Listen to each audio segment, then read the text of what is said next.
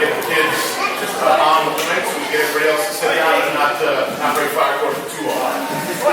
With that, I'm going to open the city council meeting. Clerk, please take the roll.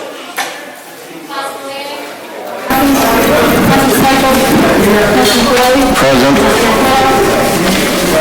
Council Brady. Present. Council Jackson. Here. Council Present. Present. Everyone please join me in the Pledge of Allegiance.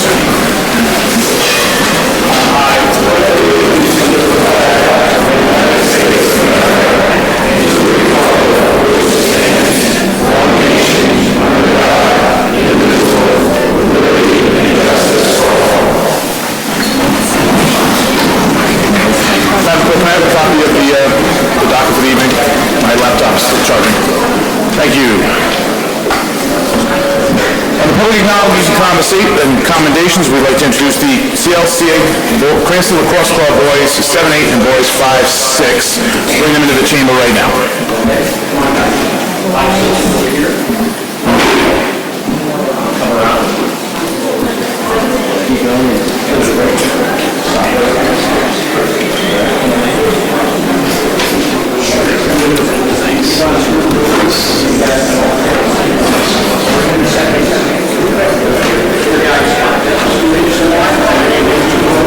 How you doing? Good.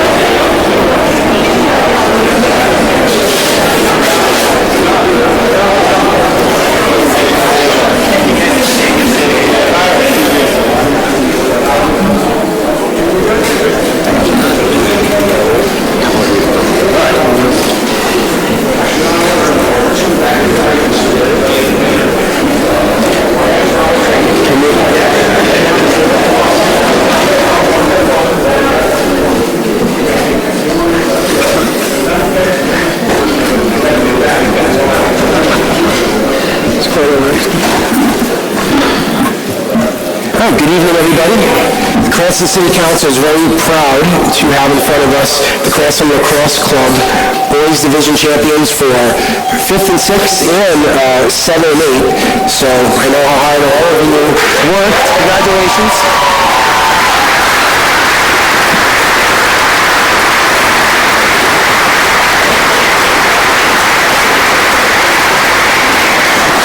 We're all happy to have you here this evening. We know how hard all of you worked, and we're all very proud of you. So we have some citations we're going to hand out this evening and get you on your way in case you have any homework to do. All right? No? All right.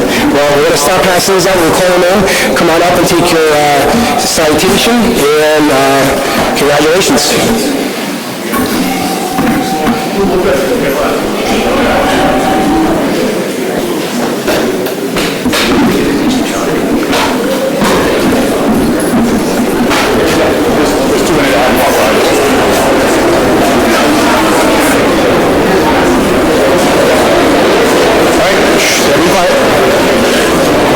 Trend. Robert D'Amico.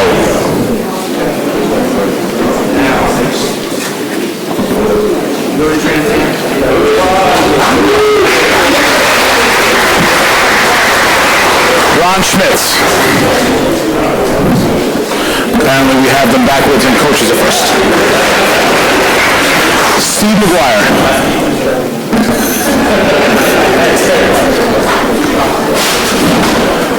Stephen Antonucci.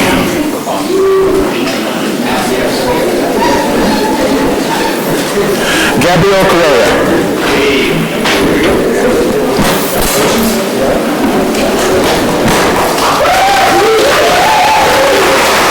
Dante D'Amico. Congratulations, Dante. Ethan Shanley.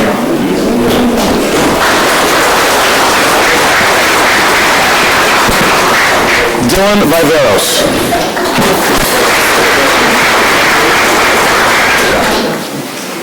Charles McGuire.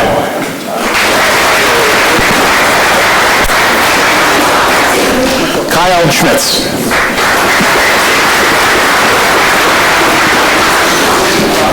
Harry Ulahajian. I have one question for Harry. Did I say your name right? No?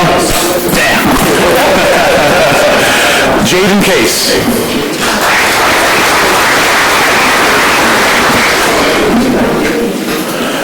Maxwell Biondi.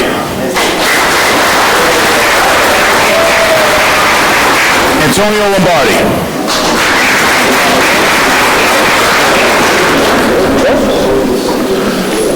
Marco Ialongo.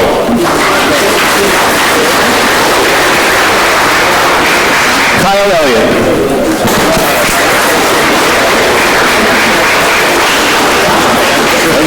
I'm sorry.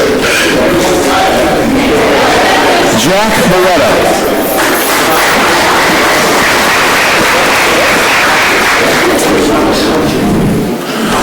Lathan Bearsdorfer. You officially have the toughest name in the room. Benjamin Tilton.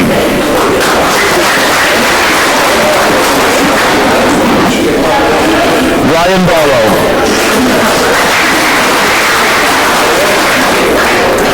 Evan Morrell.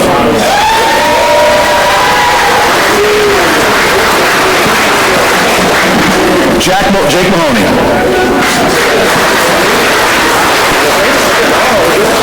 Charlie Richardson. Matthew Mastro-Tenafano. Second toughest. Lyric Picard.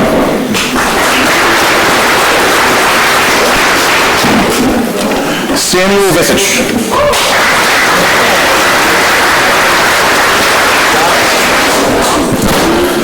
Liam Gray.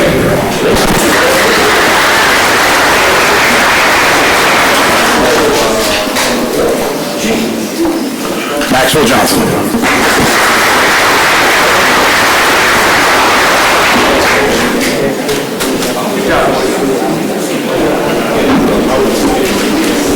Jason Levy.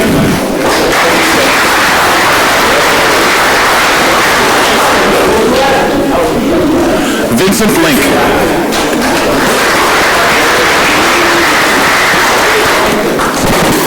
Stephen Nardelli.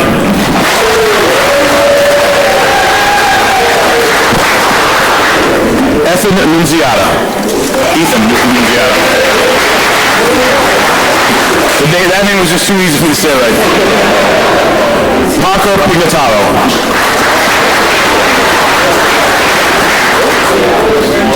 Landon Gianpietro.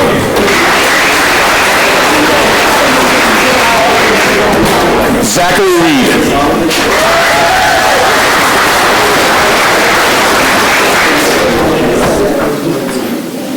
Nicholas Regine.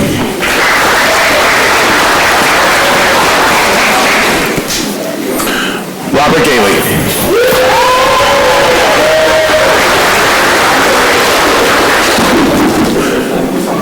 Rishi Verma.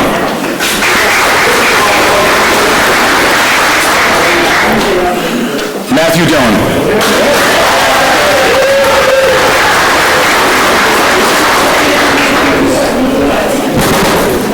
Brady Doyen.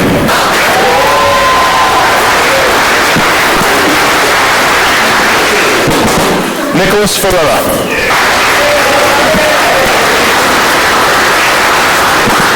Anthony Durante.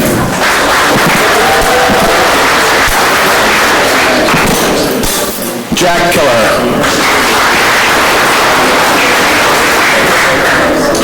Joseph Capicilli.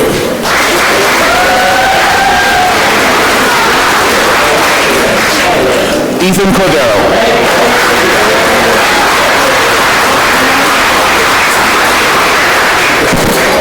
Andrew Costa.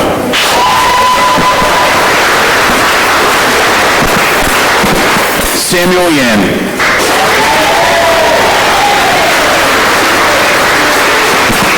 Matthew DeFusco.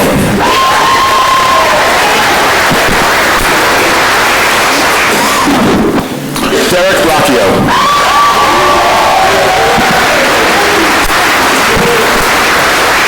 Luke Bucius.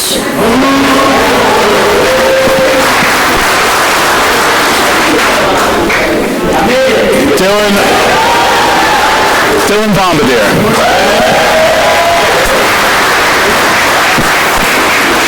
Derek Rocchio. Give him another one, give him two. Blake Santos. Dominic Chivui.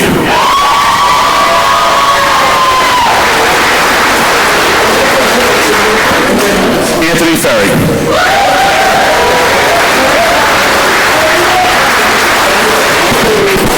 Jason Levy.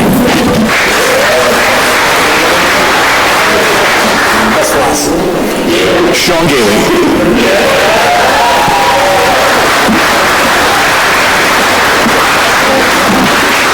All right, so the councilman, we got a picture. If the coaches want to come around, take a few photos before we dismiss your guys. That way, any parents can get them now.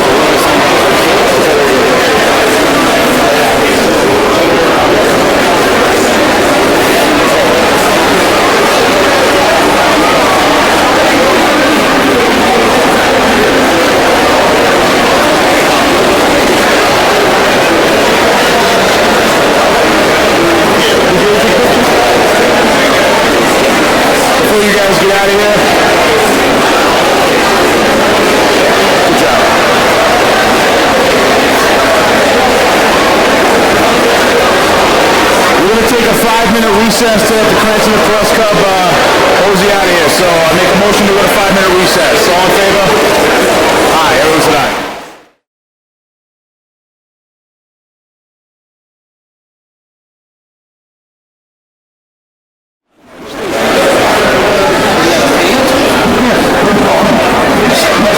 All right. Now that we've cleaned out the chamber a little bit.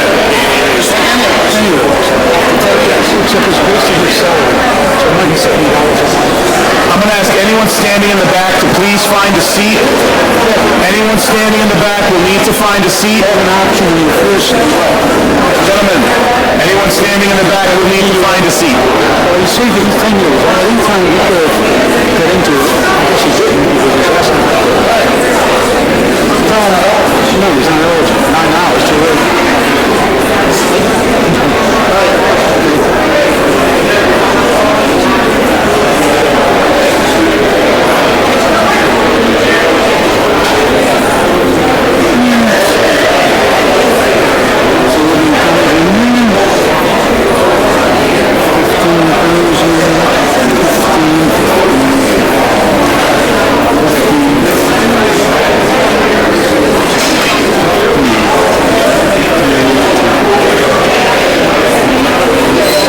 Council people elect, do you guys want to come and sit down here, you're welcome. All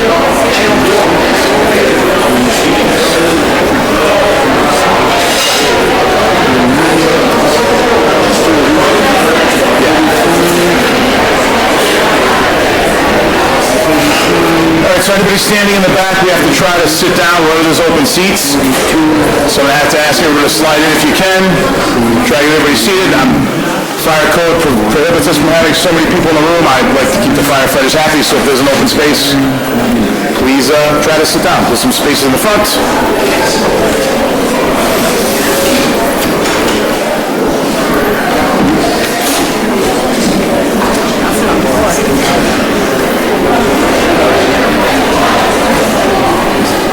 The mic is on. I'll see if I can turn it up.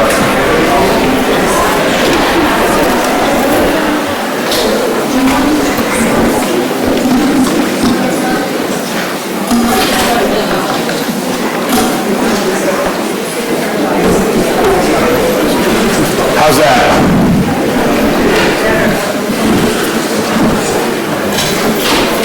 All right, so I'm going to call the council meeting back to order.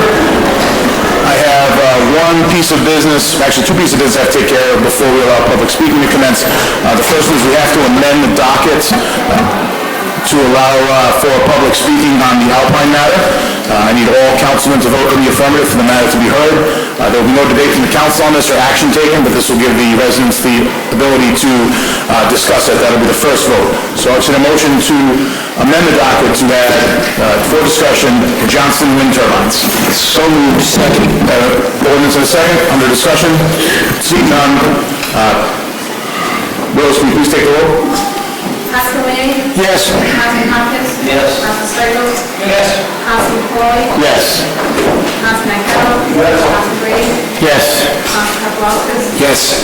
Council President Victor? Yes. Council President. Yes. The second thing I'm going to do is to ask for a motion to suspend the rules to allow that matter to be heard during the first section of public hearings, so we don't violate any council rules or open meetings laws. I have motion approved from Councilman Brady, second from Councilman Hopkins. Under discussion, seeing none, clerk, please take the roll. Councilman Lanning? Yes. Councilman Hopkins? Yes. Councilman Stichels? Yes. Councilman Floyd? Yes. Councilman Carroll? Yes. Councilman Brady? Yes. Councilman Paplaskas? Yes. Council President Victor? Yes. Yes. Before we have public hearings, there's one thing we have to do before we get to the section of the evening where you will be allowed to speak. So I'm going to come down with I'm going to ask Councilman Stichels to come up to the podium with me.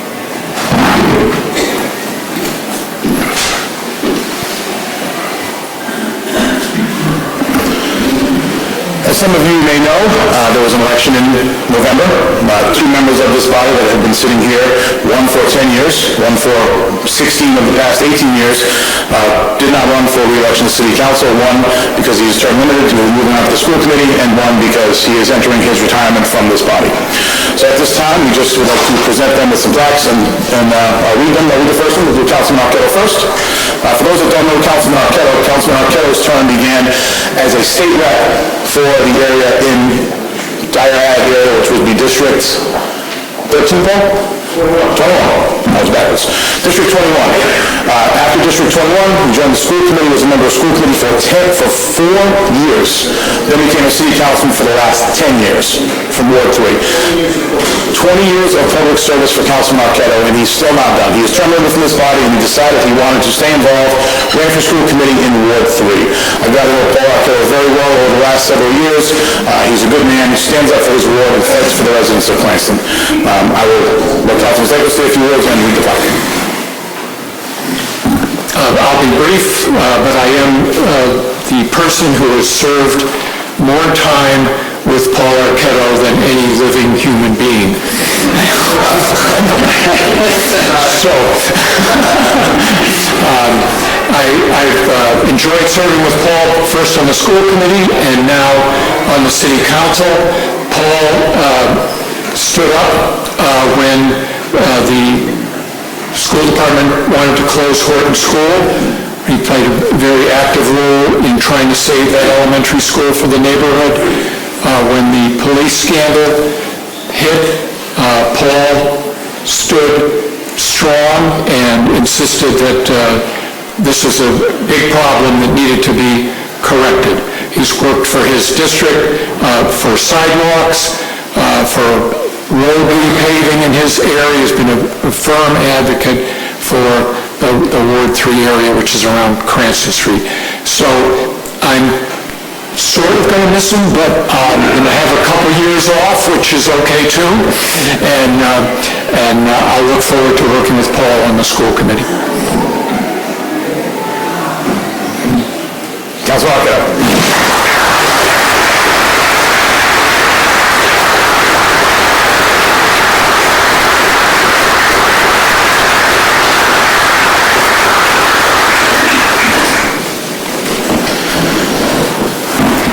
Next councilman we live to honor tonight is Councilman John Lanny. Councilman John Lanny has served the city of Cranston since January 2013 for 6 years straight. Prior to that, he was a councilman for 10 years. Spent 4 years as the Cranston City Council president, leading this body. Having been the council president the last 2 years, I can tell you a lot of people think we just kind of sit up there, manage the meetings. It's a lot more work than it is. So I commend John for all the hard work he's put in over the 4 years as council president and for his 16 years of service. When I first got into this body, I was a Democrat. I was elected with Councilman Lanny. I was his vice president my first term. I learned a lot watching him lead the council, manage the body, and for the most part, always act in the best interest of the city of Cranston for everybody, not just a particular party. Congratulations, John. Enjoy your time, and I wish you all the best.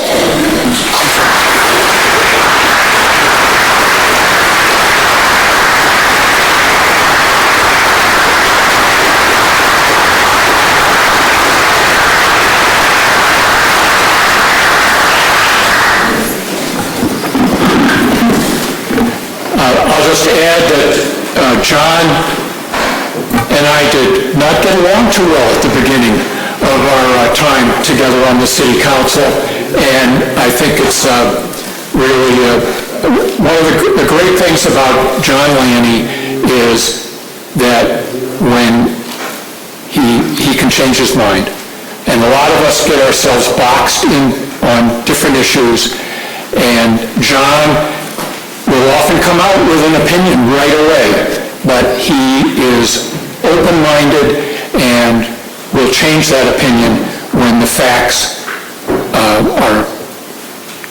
indicate that's the way to go. So I have a lot of respect for that. I'm going to miss John bringing up the Karen Gilbo legal fees at each meeting, and I'll look forward to that later in the meeting. But we're going to miss John, and we're going to miss Paul, and I've really been a pleasure to me to serve with both of them. So, thank you.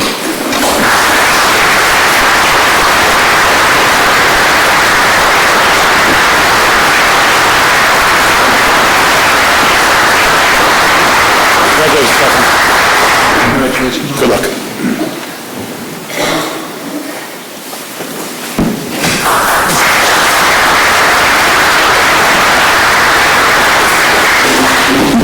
All right, public hearings. This is open to docket matters and the Alpine matter as we suspended the rules. Before we take public comment, I will tell you that I believe everybody in the City Council agrees with the residents of Alpine Estates. The reason we've added this to the docket was because last month someone came and asked us to, and we want to hear from you. We have some lawyers for the city looking at this, thinking about what we can do to assist you. We will continue to look at it and see what we can do legally, but you're here tonight and we'd like to hear from you. So anybody who would like to talk about any document matters or the Alpine matter, I do have a sign-in sheet that only has 5 names on it, so we should really get through those pretty quick. And we'll ask you one at a time, name and address for the record, and what matter you're speaking about. First, we have, actually before I do that, I have one more thing to do that I forgot to do, that I'd be remiss. If I didn't recognize State Senator Frank Lombardi. He's in the evening tonight.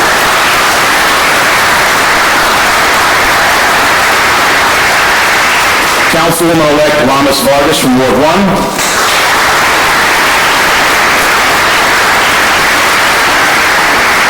And then Councilman-elect John Donegan out of Ward 3. Thank you for being here this evening.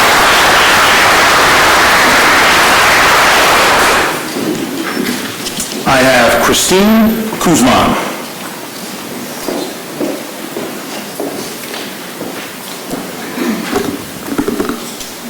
Good evening. My name is Christine Cusman, and I live at 279 Alpine Estates Drive in Cranston. I am roughly 1,600 feet from the property line of the Johnston wind turbines and 2,000 feet from the actual wind turbine tower itself. I see 5 unobstructed 519-foot turbines from any window along the back of my home and, of course, from every part of my entire backyard. Please know that I am not here this evening to debate green energy. I'm actually in favor of green energy and wind turbine energy as well, if cited properly. I am also in support of property rights. However, I am not in favor or support of anything that will cause potential health issues to my husband and my children. I, like many here this evening, feel these wind turbines were not cited properly. They are classified as industrial machines, yet they reside as close as 1,500 feet from a residential neighborhood. All one has to do is research wind turbine farm locations, and what appears before you are pages and pages of significant documented health issues and noise disturbances that residents experienced from living within a 2-mile radius. Infrasound radiation waves and low-frequency noise are to blame for the potential health issues and noise disturbances that my family and I can look forward to. These include pressure headaches, migraines, dizziness, nausea, ringing in the ear, visual blurring, irritability, ear pressure, abnormal and rapid heart rate, or problems with concentration and memory. My most favorite to look forward to are the potential sleep disturbances and, in some cases, sleep deprivation. What's most concerning to me is that all of these well-documented health issues from accredited physicians globally were based on wind turbines at heights of 440 feet or less. As you are aware, ours stand at 519 feet, the largest and most powerful anywhere onshore in the state of Rhode Island. I couldn't find any documentation of the health risks associated with living this close to turbines standing 519 feet high. Do you want to know why? Because there are currently not any as high as these that are this close to a densely populated residential area. So that leads me to believe that my family and fellow neighbors are perhaps the guinea pigs for future health issues.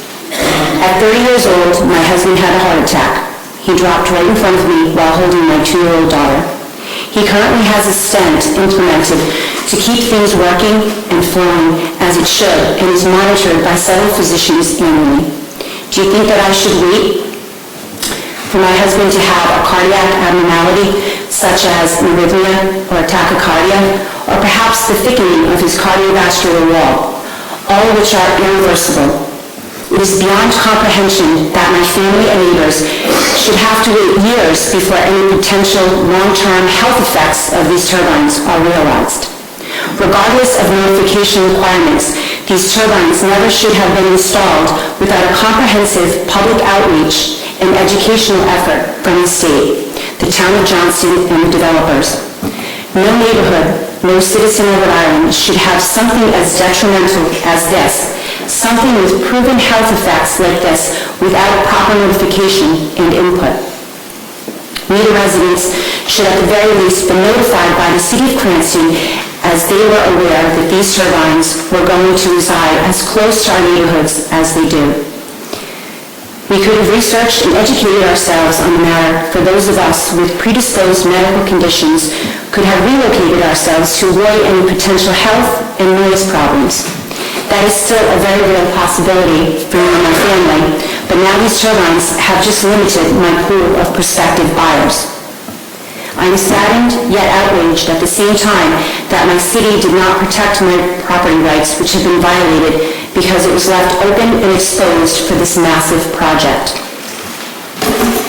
My hands are tied, and I'm forced to endure whatever comes from having these industrial machines right beyond my backyard.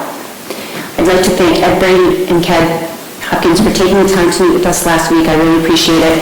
And to Senator Lombardi for coming this evening. Thank you.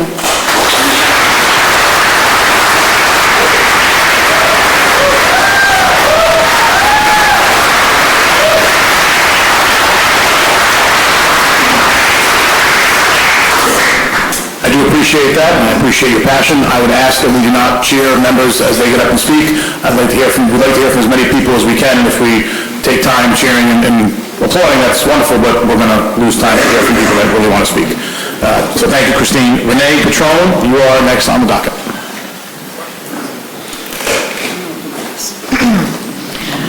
Hello, everyone. I want to thank you for giving me this forum to air my grievances. I have lived in Cranston pretty much my whole life, and Cranston is truly a wonderful city.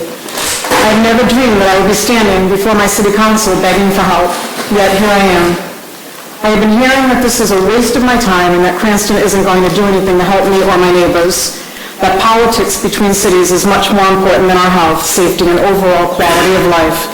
But I'd like to believe that isn't the case. So I'm going to plead for myself, my family, and my neighbors. Please do right by us. We, the people of this fine city, have elected you. You are supposed to protect us and have our best interests at heart. Well, here's your opportunity to show us what you're made of. I know that no one here would think it's in anyone's best interest to have 7 questionable industrial turbines so close to a residential neighborhood. As you all know, Johnston has chosen to put up the 7 wind turbines. And I want to be clear, I am not against green energy. I'm not against wind or solar, as long as they are properly sited. The Johnston project is not properly sited. Now, I know you are going to say, but Renee, they followed all the state regulations and the setbacks and went through the proper planning and zoning process. And you're going to tell me that they had no obligation to notify me or my 354 neighbors because they were only obligated to inform people that reside 250 feet around the properties used to house these machines. And I'm going to tell you that I don't care. I have spent the last 4 weeks doing extensive research on my new neighbors, and I have found out that my new neighbors are not only dangerous to our health and well-being, but they are also giant eyesores that will destroy our property values. This is simply unacceptable. Would any one of you be okay with subjecting yourselves or your loved ones to this? I highly doubt it. They use the term NIMBY, they being the wind energy companies. NIMBY stands for Not in My Backyard. What it should stand for is Next, It Might Be You. The laws followed by the City of Johnston with regards to the planning were never meant for industrial structures standing 519 feet tall with 200-foot propellers. This is why they went to zoning for special variances to make special allowances for them. When structures are put up that are taller than the Statue of Liberty or the Superman building in Providence, the town that they abut should be notified.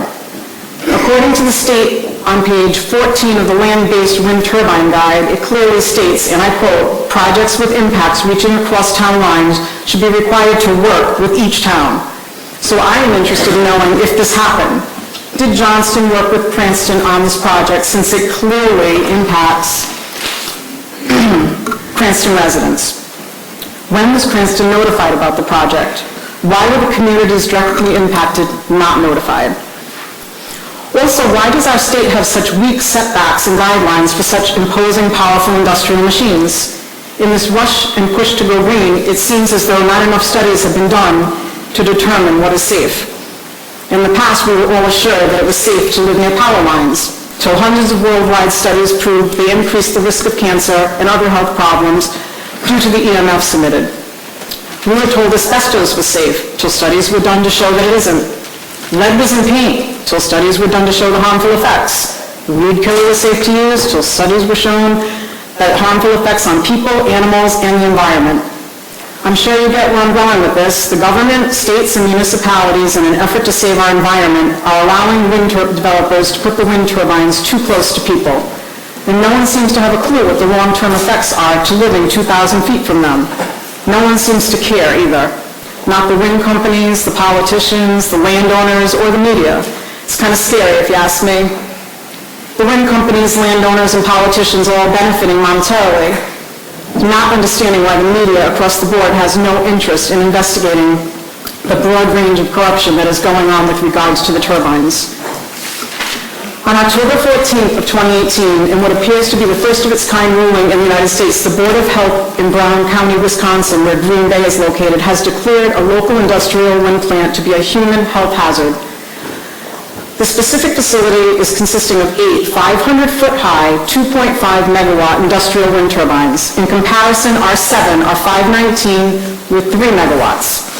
The Health Board had wrestled with health complaints for more than 4 years, and ultimately the board's ruling was based on a year-long survey which documented health complaints and demonstrated that infrasound and low-frequency noise emanating from the turbines was detectable in homes within a 6.2-mile radius of the industrial wind plant. The infrasound and low-frequency noise was tested by placing microbarometers in people's homes in the area surrounding the turbines. They did this because 80 people were complaining of negative health effects, and several people moved out of their homes. Someone else was losing their hearing.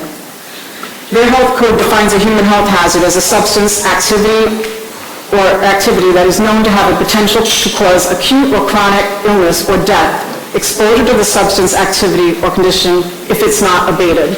An acoustic engineer performed the study, and accordingly it is the responsibility of their county to protect the health of the public from entities that are emitting things that are toxic, which includes substances or noise. If that's the case in Wisconsin, why would it be any different here?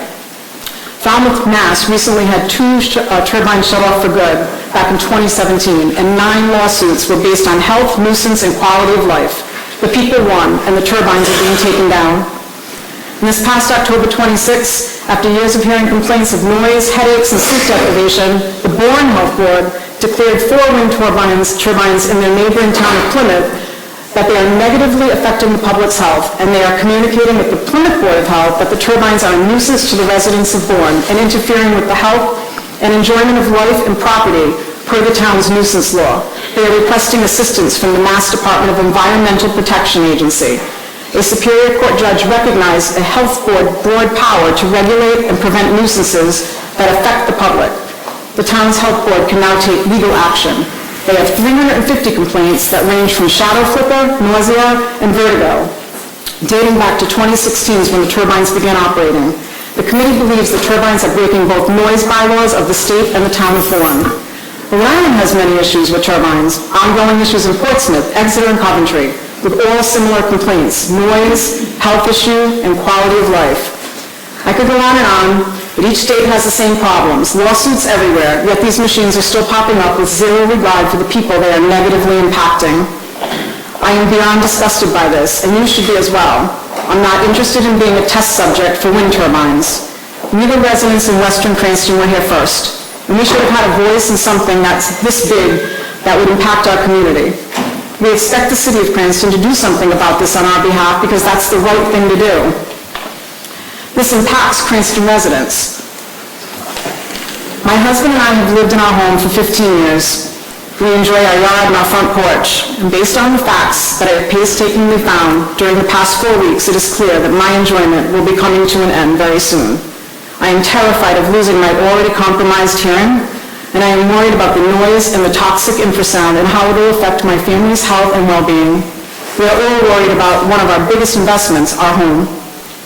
My family and other families in similar situations should not be forced to seek compensation in the courts. No company out for profit should be given a free pass.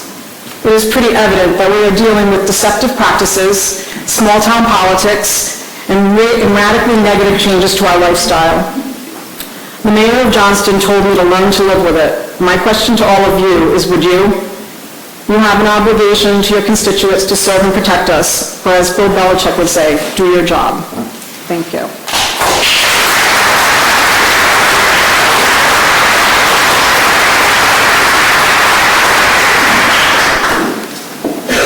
Senator Frank Lombardi.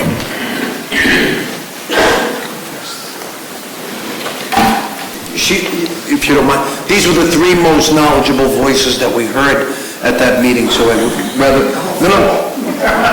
We were very angry. Name and address for the record. Thank you for allowing us to voice our concerns about the industrial wind turbines this evening. My name is Lynn Hawhey. In 2014, I moved into Alpine Estates. I live at 273 Alpine Estates Drive. My home was just what I was looking for. I wanted a nice, safe backyard for my kids to play in, for us to entertain and enjoy the outdoors. 273 Alpine Estates Drive is all that and then some. In addition to being an ideal piece of property, I live next to and among some of the most wonderful neighbors I could ever imagine. My property, along with others in this room, is among the closest to the turbines. I'm heartbroken that our safe havens are no longer that place. To say I'm angry that this has happened is an understatement. I cannot believe that these monstrous industrial pieces of equipment are now in my backyard. 519 feet high with 200-foot blades, 400 feet in diameter, the highest land-sited turbines in the state, each with 3 megawatts of power in my backyard and in my neighborhood. We have all heard the proclamations from the mayor of Johnston stating that they are not in a residential area. The town of Johnston never looked beyond its own borders to determine what, if any, impact it would have on our neighborhood or others. That's called having blinders on, not caring about our residents, rather only caring about the money that the town receives. No notice, no conversation, no say. The Rhode Island Office of Energy Resources states, a well-thought-out plan and conversation should take place with those impacted by the presence of wind turbines to avoid conflicts, discuss placement, and assess health and noise impacts. That sadly did not happen. So here we are today, and here you are today facing a neighborhood of angry and concerned people. Why are we angry and concerned? It's not because we dislike green energy. We are all for that. Green renewable energy promotes a healthy planet. But therein lies the irony. These machines were not meant to be bearing down on residential neighborhoods. Not ones this size. They were meant for oceans and rural areas. We are angry and worried because of the high potential for health issues to occur for many people in our neighborhood. The cause of these health issues is noise, audible and sub-audible noise that occurs when these turbines are cranking. These low-frequency vibrations cause deleterious effects on the human body. From across the globe, from New Zealand to Germany to Cape Cod and right here in Coventry, Rhode Island, people who live near industrial wind turbines from as close as a quarter of a mile to up to 2 miles away are complaining of health issues. At times, the effects have been so severe, people have literally abandoned their homes in an effort to escape the ill effects. The health effects that have been universally reported are as follows. Noise. It's the most frequent complaint, described as piercing, preoccupying, constantly surprising, and it is irregular in its intensity. It causes noise annoyance, and noise annoyance causes significant stress on the body. Sleep disturbance and deprivation. The spontaneous recurrence of these noises disturbs sleep, suddenly awakening the residents, preventing residents from going back to sleep, especially when the wind rises.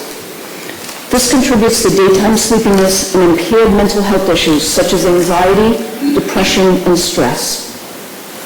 Frequent other subjective and objective complaints include headaches, migraines, fatigue, temporary feelings of dizziness, nausea, tinnitus, visual blurring, irritability, ear pressure and popping, tachycardia, problems with concentration and memory, vomiting, insomnia, and palpitations. Additionally, there are unknown but hypothesized effects on the cardiovascular health, given the noise stressor effects that provoke a significant pathological mechanism within the body that can lead to an increased risk of cardiac complications. And of course, people with baseline pre-existing conditions like those described, their health issues are exacerbated for the worse. How are we not to be worried when these effects are seen time and time again in residents that live in a 2-mile radius of industrial wind turbines? Our own Rhode Island Department of Energy Resources stated in its 2017 report regarding wind turbines that turbines larger than 100 kilowatts should not be in densely populated areas. There are 21 megawatts in our backyards overlooking the densely populated neighborhood of Alpine Estates. So we look to you, our city representatives, to help us, to brainstorm with us, to come up with a way to right this wrong, to protect the health and welfare of your constituents and our children. We ask you to look at with an open mind the significant reported health effects of industrial wind turbines sited in residential areas. We ask you to explore why no dialogue existed with our city and the town of Johnston prior to the siting. We ask you not to discount the effects of noise on the human body. Indeed, The World Health Organization has explored the effects of wind turbine noise and has stated that owing to a lack of adequately protective siting guidelines, people exposed to industrial wind turbines can expect health effects to exist in increasing numbers. Cranston has its own code of ordinances, as I'm sure you're aware. Chapter 8.20 is noise control. The declaration states, "It is declared to be the policy of the city to prohibit unnecessary, excessive, and annoying noise and to encourage the reduction, control, and prevention of noise in order to protect, preserve, and promote the health, safety, welfare, peace, and quiet for the citizens of the city. It is the intent of this ordinance to establish standards that will eliminate and reduce unnecessary and effective traffic and community noise, which is physically harmful and otherwise detrimental to individuals in the community in the enjoyment of life, property, and the conduct of business." I think my neighbors would agree. We're glad to hear that the city agrees about the adverse effects on the noise on its residents.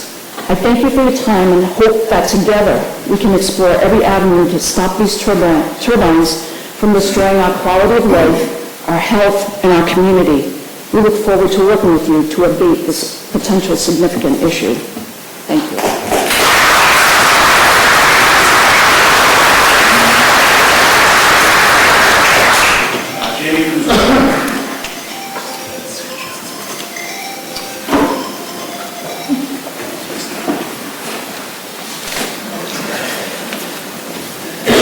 All right, my name is Jamie Cussman, I live at 279 Alpine Estates Drive. First of all, I want to thank everybody for allowing us to voice on such short notice here today, especially Ed Brady, Ken Hopkins, and Senator Lombardi. We really appreciate the support that you guys have given us, and we look forward to everybody's support here, so thank you very much. I promised my wife I would read what's on my letter here, and not go off, but at the end of the day, my biggest concern is property rights, okay? Up until 2 months ago, I enjoyed looking out any window, going out, taking my dog in the backyard, and enjoying my beautiful property that my wife and I and my family have done so much to do. We enjoy having people over, things of that nature. The only time I enjoy my property today is when it is foggy and I can't see past my fence, and that's the truth. So that is a stress. I'm the person that my wife referred to having a heart attack 30 years ago, and to God's honest truth, I have changed everything in my life from a stress-related standpoint up until 2 months ago. I hope I come to copes with this so I don't have another episode. As you're aware, our neighboring town of Johnson just installed 7 519-foot wind turbines in our backyard. Yes, the property is the closest turbine. The closest turbine is approximately 1,600 feet from my property's backline, my son and my daughter's property backline. The entire Alpine Estates neighborhood, which comprises of over 350 homes, all reside within 6,000 feet of these large, very large turbines. Our neighborhood school is 6,500 feet away from these turbines. The children at that school are 6,500 feet away from these turbines. There is a daycare facility on Comstock Parkway, 5,000 feet away from these turbines. There's another daycare facility on Plainfield Pike that is less than 3,000 feet from these turbines. And there's many other homes outside of Alpine. This is a community that cares. And as you can tell, thank you for everybody coming to support us tonight, that are here to support us. My first question to the City Council is, are you aware of any additional turbines being sold at this landfill? And if you are, please let us know. We need to know that, because we hear rumors that there are multiple more coming. I'm extremely frustrated when I watch, and I watch it every day, Kim Kalunian's interview with the mayor of Johnson, Policina, on Eyewitness 12, that it was posted on September 8th, 2017 at 8:08 p.m. And Policina states, and I quote, "Neighbors shouldn't be concerned. It is an unobtrusive area. You're not going to have homes around it. It's a lot of farmland. I have 350 plus homes just in Alpine Estates alone, 1 mile around. I think that's around it. The fact is that neither city had the decency to notify the residents. To me, is totally unacceptable. And I hope it doesn't happen again in neighboring towns and cities around this state. If I understand correctly, I might be wrong, the city of Cranston has put a moratorium on solar farms, hopefully wind turbines as well, to allow the time to research be done for potential health impacts and what it will do to the community. It is nice to know that our neighborhood has become the lab mice and the guinea pigs for potential noise and health effects for research based on the Johnson turbines next door. I'm asking the city of Cranston if Johnson or the developer, per the state guidelines, reached out and discussed it with the city. I know per the Rhode Island siting guidelines on page 14 states, projects with impacts reaching across town lines should be required to work with each town. The developer should comply with the siting standards of each impacted area's governing municipality. I'm sure if yours is 2,000 feet, they follow that. I am sure of that. But we're asking you, did anyone reach out to the city of Cranston, the developer or Johnston? The state of Rhode Island needs to change their site guideline policy, and they need to change it in a hurry. The state needs to take control and give less ability to make these mistakes to the individual municipalities. The last thing we want is another town, another city in this state to have the ability to do what Johnston did to the city of Cranston. Thank you very much for your time.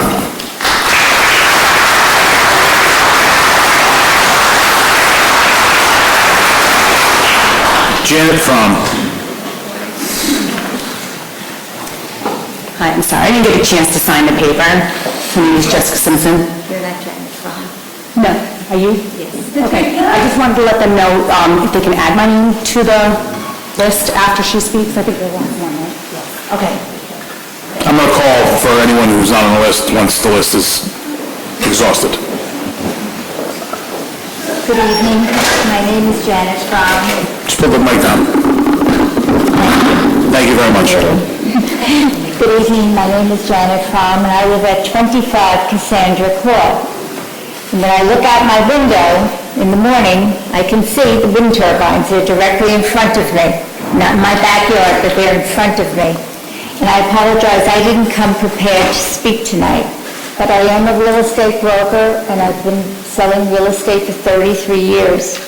While we don't know the impact specifically on Alpine Estates because it's too early, in studying other places in different states, there has been a tremendous impact on resale because of the wind turbines. They create, as everybody has said, noise, and they're an eyesore. And what I would hope is that each one of you will drive down Alpine Estates Drive someday this week, all the way 1.5 miles around towards Cassandra Court. And I think you will be very surprised to see these things coming into the sky. I mean, they're huge. Now, regarding the sales will actually stop in our area because potential buyers that are going to look at a home at Alpine Estates, generally they drive down to preview it, and they'll be calling up their agents to say, I don't want an appointment. It's almost as bad as living near a highway. It's considered, something that somebody wouldn't want to live near.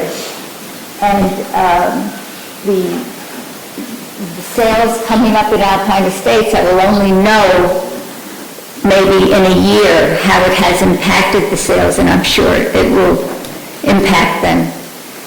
And I'm going to cut this very short because, as I say, I wasn't prepared to speak. But in conclusion, Michael McCann of McCann Appraisal LLC, based in Chicago, concludes that residential property values are adversely and measurably impacted by close proximity of industrial-scale wind energy turbine projects to the residential properties up to 2 miles away, and the range of the sale declining is 25% to approximately 40% of value loss. And then John Leonard Goodwin, who has been a real estate broker for more than 10 years in Ontario, Canada, reports that the wind turbines absolutely do impact property values. Turbines complicate your property enjoyment period. That alone spells depreciated values. They will also cause a significant loss of real estate values.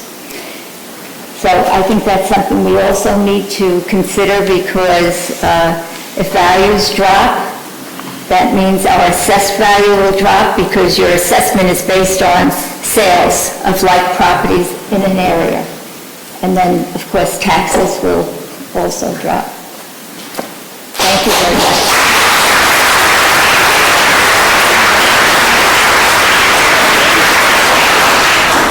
I'm not that short. There we go. All right, so no, I'm not going to repeat everything everybody's already said. Jessica Simpson, Address also. 171 Alpine Estates Drive. Thank you, Jessica. So I built my house 20 years ago, okay, so it's been a while. I'm not planning on moving. Luckily for me, I don't have one of those monstrosities sitting right in my backyard. However, for me, it impacts me overwhelmingly because I have a son with epilepsy. And I had done some research about how these would affect my son, who's going to be 18 years old next week. He can't drive. He can't play video games. My neurologist gives us full tint for our car because of photosensitivity. It could trigger seizures. Now, my son pretty much all he can do at an 18-year-old is ride a bike. So he rides his bike around the neighborhood. Now, when my son rides his bike now, and he comes back home down Alpine Estates, you've got 4 very obvious, they're not functioning yet. I can only imagine what it's going to look like when they're running. But just looking at them, they're so huge. You can't avoid not looking at them. And the research says you shouldn't look at them if you have epilepsy. How do you not look at them if you're driving down the road and they're in front of your face? You can't ride a bike like this. So I don't know how it's going to impact my son's epilepsy. How many seizures is my son going to have? He has one about every 6 to 10 weeks. Grand mal seizures. We're not talking, a little twitch here and there. I've had to resuscitate my son a couple of times. Not fun. So I don't look for things to help make problems for my son's health. I try to do everything to avoid that. Like I said, he can't drive a car, can't have video games. He doesn't have an Xbox, PlayStation like all his friends do. But now I have these huge wind turbines that are going to be spinning, reflecting light when the sun is in the perfect, it has to be in the perfect area. Well, I'm sure the sun does hit behind there at some point. And I mean, all these flashing lights. And then my son's going to have a grand mal seizure. And who am I going to contact then? Do I have to, you have to appreciate this, you really do have to come to my neighborhood. Drive it. Because when I first saw them, I didn't even go all the way back. I just went to my house, which is probably halfway down Alpine Estates Drive. It's the halfway point. So I took the initiative. I saw somebody probably say that it's literally in their backyard. So I'm like, oh, take a ride down there. I did. I laughed, actually. I was like, oh my God, look at those things. I'm so glad I don't live there. But you gotta look at them, you gotta see them. It's the most insane thing I have ever seen in my life. It's absurd that these were even considered allowed to be put in somebody's backyard. I'm lucky, if I go to my front yard, I can see one off to the right, but primarily for us, I drive down and I have a 1 solid minute of horrific, ugly things standing there. But for people who haven't, literally, when I went back, drive it. You will not appreciate it until you do it. So if you do anything this week, take the ride and look and see what it looks like. And say to yourself, if somebody feels one of these in my backyard, would I be okay with that? Because I guarantee you, none of you sitting here would say, that's okay. I can live with that. Like Johnson wants us to. Thank you for hearing me out.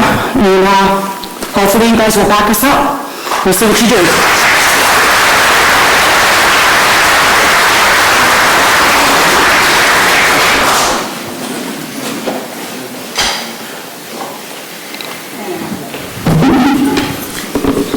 Thank you, Mr. President, honorable members of the council. I'm Franklin Bray, I'm the senator in that district, and as many of you know, whenever there is a pothole or an issue involving any part of our district, the classic senatorial line is call your councilman.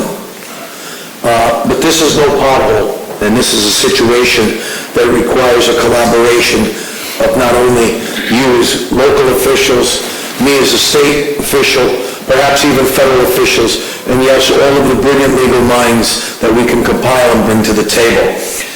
I stand before you as an enlightened person because I have to tell you, approximately, several months ago, this gentleman approached me by email, and naturally I returned his call, telling me about the prospect of these wind turbines coming to Johnston.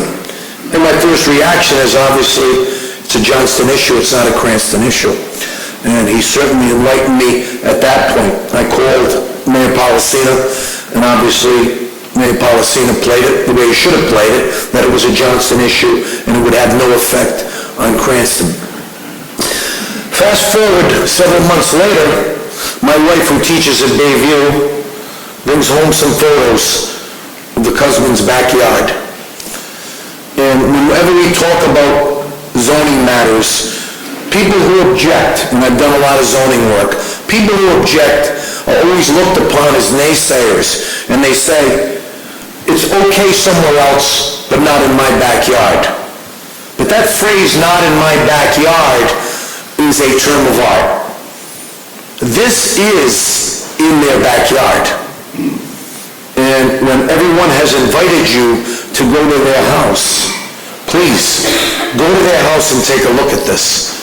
These, and you didn't use the word, I'll use the word, these monstrosities are in their backyard. And I think of it, and I say, you know, I referee soccer games at Johnson Wales Harbour campus, and there were two massive ones there. Well, those dwarf in comparison to the 7 that are there. And parenthetically, I want you to know that only 3 of them are operating right now. So 4 more will be operating in the very near future. So we can't ignore this as elected officials. We can't. We may be, from a legal standpoint, restricted in what we can do, but we are empowered by our collective forces to get together on this. And I joked the first night that I was there, and I want to give a shout out. Councilman Brady, Councilman Hopkins were there at the Christian Fellowship, Cranston Christian Fellowship Church.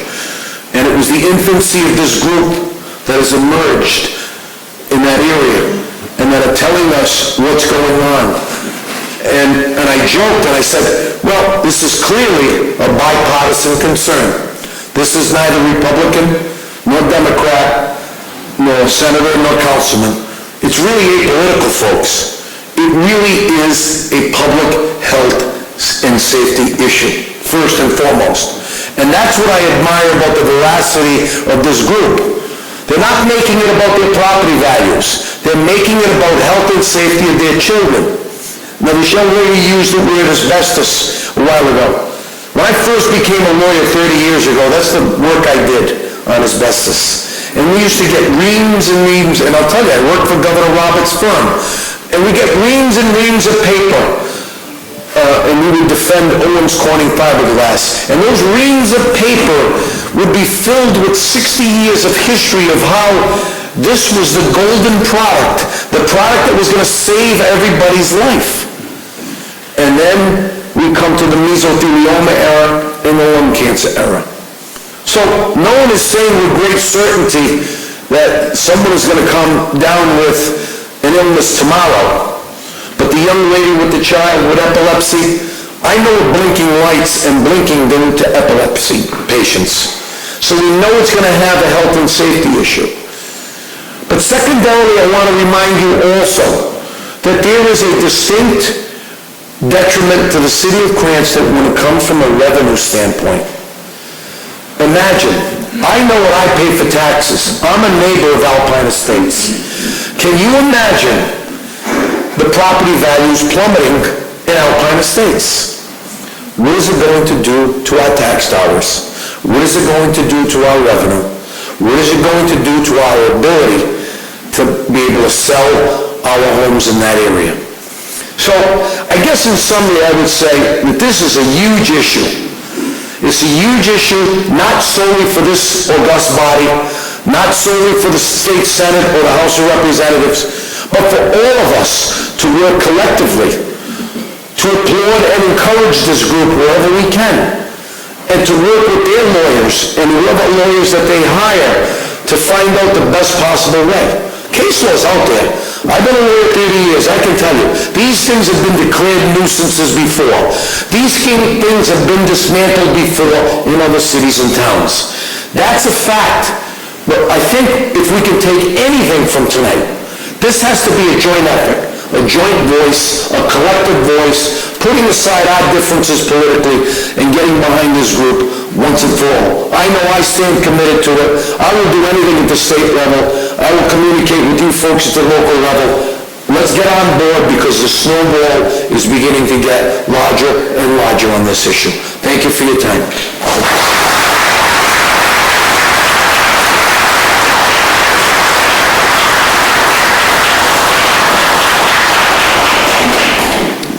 That's the end of my list of speakers. I'm going to ask anyone else to speak. Please keep your comments condensed. We've had a lot of discussion, a lot of fact, a lot of good commentary.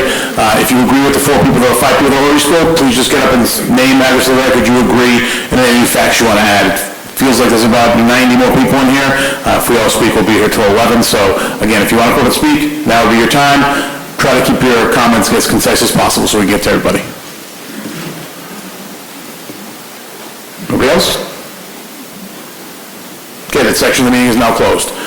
What I'm going to do, so you out by the states people don't have to sit here all night, I'm going to open the floor up to questions from the council now, so they can ask their questions to the administration, to the lawyers, so they can discuss it.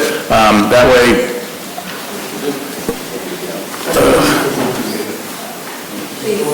quickly, come on. Nobody complained to the state board of elections. Name and address for the record, sir. My name is Abu Zubair, and address is 315 Alpine State Drive, and I'm the last house of the Alpine State. And from my backyard, I can see that whole thing is coming, I thought that it's just one small thing, but when I see the other ones, I'm not prepared to say anything, okay? So I'm just saying what is coming in my head. So I am the closest one of those big things. So when I see it from my backyard, I say, what is this? I'm just looking at that, and it is not moving yet. So when it will start moving, I don't know what is going to happen. My wife and me, we are also have this stress, because this is our house, and everything we did, I live in Cranston for 25 years. I came from Bangladesh, live here in this country, and I worked hard, and I paid that much tax to the city.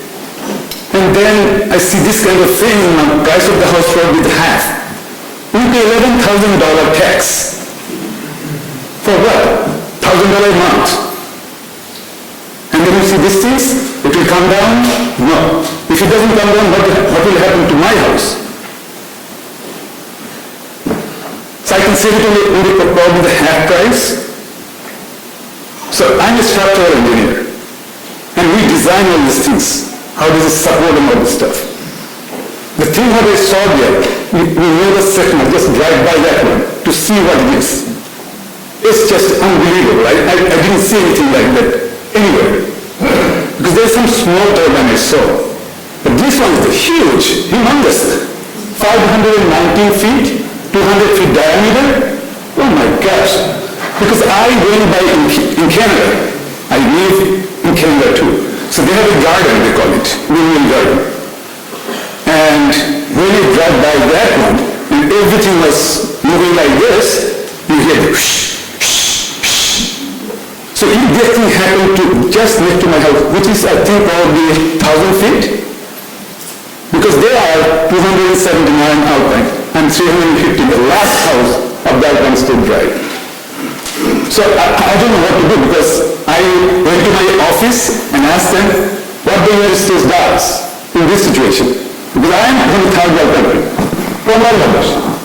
So what am I looking at? Do I have to do anything? Can I do anything? Do I have any power? Can I just contact anybody, any politician? In my office, all of them agree to Democrat. I am the sole Democrat in that office. But I always just fight with them. Look, we have to fight for that. Poor. The people who cannot say anything, we have to be representative for that. So if this thing, I don't know whether the council can do, state can do, federal can do, I don't know, Donald Trump can do, I don't know. So please let me know who can do anything about that. So I will just, because my house is the last house, and I have the problem with that. So that's about it. Thank you. Thank you, sir.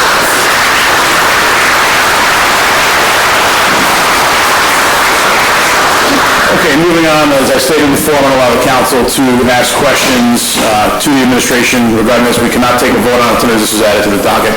Councilman Brady, you're first. I first want to applaud everyone that spoke tonight and for all the residents in my ward that came out in strength and force.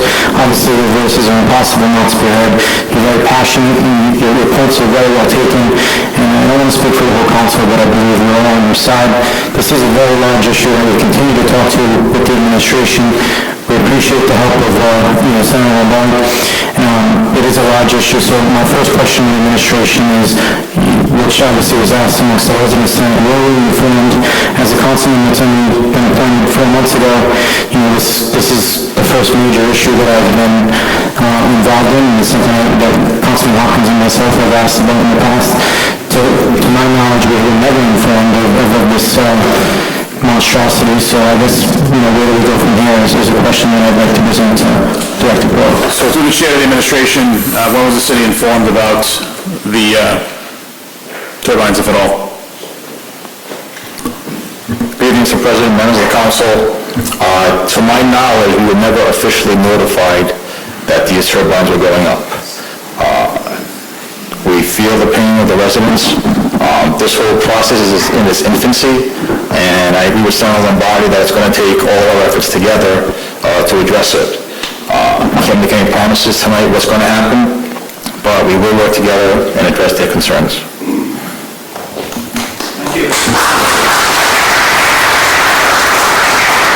Councilman Hopkins, then Councilman Laney.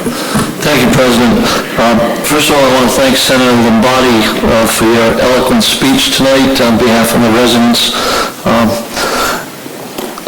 I'm trying to find the timeline, but I'm going to say it was somewhere about 6 months ago. I had asked Chief of Staff Carlos Lopez at one of these meetings to investigate prior to the putting up of these wind turbines, and he told me that he would call Johnston to find out what was happening. I met with him for lunch this week, and I asked him again, what was done? He told me that he put a phone call into the Chief of Staff for Mayor Policina in Johnston and asked him about the wind turbines, and he said, and I quote, "We're going to do whatever we want. It's Johnston, it's not Cranston. We have the right to do this, and we're not going to help you." That was the response that I got from Mr. Lopez this week. So obviously Johnston hasn't reached out to us. We did reach out to them. It looks like at least 6 months ago. I went up to the house by invitation to meet with Mr. and Mrs. Cusman the other day, and as I sat in their kitchen having a cup of coffee with them, I looked out their backyard and I was shocked, might be the best way to describe it, at the size of those turbines and how close they are. I'm extremely disappointed in Johnston for not coming to us and sitting down and talking with us about this and what the effect would be on the city of Cranston. And I'm asking on behalf of the people of Western Cranston, is there a possibility that we could put an injunction in the courts to stop these windmills from being turned on and then eventually torn down as a health issue?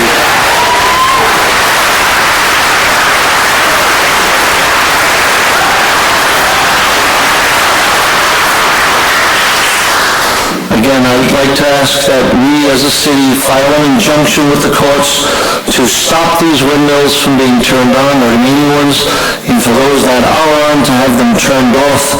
And we need to do as much as we can, possibly, not for the value of their property, but for the health risks of the city of Cranston. Thank you.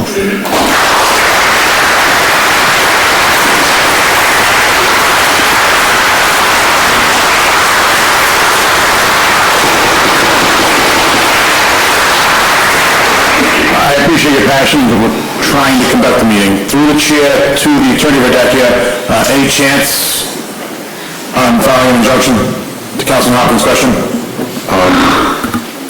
To Councilman Hopkins, and I guess to all of the people that are here, I hate to rain on everyone's parade, but based on my research and knowledge of the law, it would be next to impossible to prevail in court with a prayer for injunctive relief. Some of you may remember about 10 years ago there was a lawsuit, a public nuisance lawsuit filed by the Attorney General's office, and it concerned lead paint.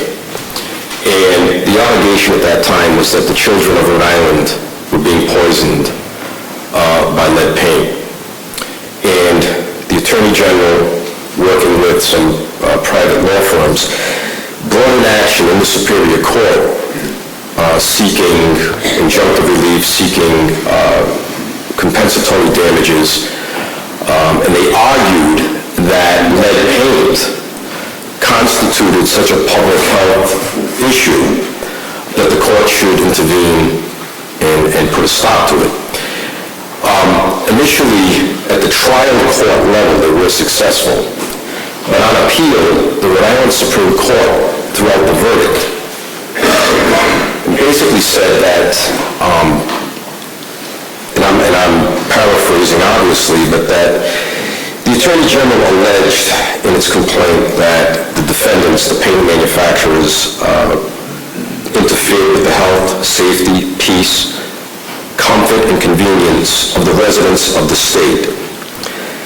And you have to remember, I mean, lead paint is, at the time, was ubiquitous in the state of Rhode Island. I mean, literally all 39 cities and towns were affected in some way. So if anything could be called a public nuisance, you would think that would be. But the highest court in the state said that's not enough. Public nuisance means something that affects something that is common to the entire public. And the examples they gave were something that affects air, something that affects water, or a public right-of-way. So as compelling as some of these stories we've heard are, and they are compelling, from a legal standpoint, I don't believe that any type of legal effort is going to result in a favorable, or is going to allow a favorable result for that reason. The bar is extraordinarily high to succeed on that type of action. While I was listening, I was also doing a little bit of research, and it seems that the concerns that have been brought up by the residents, and I don't know the history, I don't know what anyone did, but the initial jurisdiction for these wind turbines sits with the Rhode Island Energy Facility Siting Board. They control the things such as the power plants and the wind turbine farms. And I know, just by a quick glance at the statutory scheme, that there would have been public hearings before any of these licenses would have been granted. Now, I'm assuming that process took place, and the time to have projected these arguments and these grievances would have been then, at that point in time. And I don't know if that was done or not. I'm not suggesting they were done. And anyway, well, the licenses, as I understand it, have to be obtained through the siting board. But in any event, these are sit in Johnston, we're in Cranston. This city, this council really obviously has no jurisdiction over Johnston. If any action were to be taken, I think, number one, it would have to come from the state level.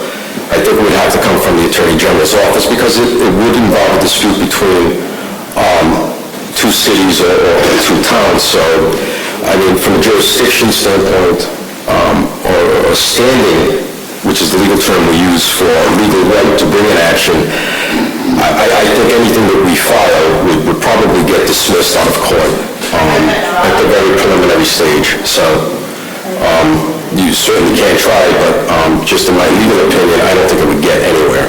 But Attorney Badecchia, would that be something we could request through this body that the AG file a suit on the residents' behalf? Well, it's sort of a combination of a political and, I guess, political/legal request. The Attorney General isn't under any duty, so to speak, to bring this type of an action. I mean, this would have to come, I think, more on the political side than the legal side. And then that would be up to them. That would be within their discretion as to what they want to do, whether they want to proceed. But like I said, if the lead pin case is any indication, if they couldn't win that case on those facts, I just don't see it happening in this type of situation. Thank you, President. Not to argue with you, John, but I'm going to give you the case of the airport when the expansion took place. It wasn't just Warwick that had their houses soundproofed because of the effect of the noise from the airplanes. Cranston, which was not in Warwick, still had the same issues with planes landing over their houses, and the state ruled that Cranston, as well as Warwick, and anybody under the landing path of those airplanes would have their houses soundproofed to prevent against any type of health hazard from the planes. So your case that because it's in Johnston doesn't do me any good because it does have an effect on Cranston, just like the planes that are landing in Warwick has an effect on those that are living in Cranston in its path.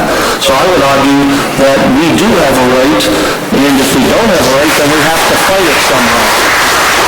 I mean, if we have to take to Tiananmen Square and stand in front of the bulldozers to stop them from doing it, we're talking about the health and safety of our people that live in our city.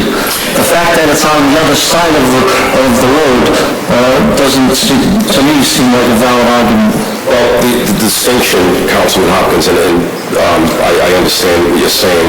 The airport and what we're talking about here, I think a little bit different for this reason. I mean, number one, the airport wasn't closed down, and they didn't tell the airport to move. They soundproofed some of the houses, and I think that was probably done more from a political standpoint than a legal one. But I think you mentioned earlier about getting an injunction to completely stop these and then to tear down a $100 million project, and it's just not realistic. At what cost is the life of a person that lives in Cranston, the life of a child, for health reasons? What's the cost? I don't care what the cost of a window is. I care what the cost of a family in Cranston is, though. I understand. I'm just giving you the legal aspect of it. The political aspect, obviously, is your... that's your bailiwick. I think the question was, what were the odds of succeeding in Superior Court? And I stand by my opinion that I think it would be extremely low. It doesn't mean you can't try. I'm just saying... Okay, my suggestion today is that we do try. Thank you, Councilman Hopkins. Councilman May. Thank you, Council President.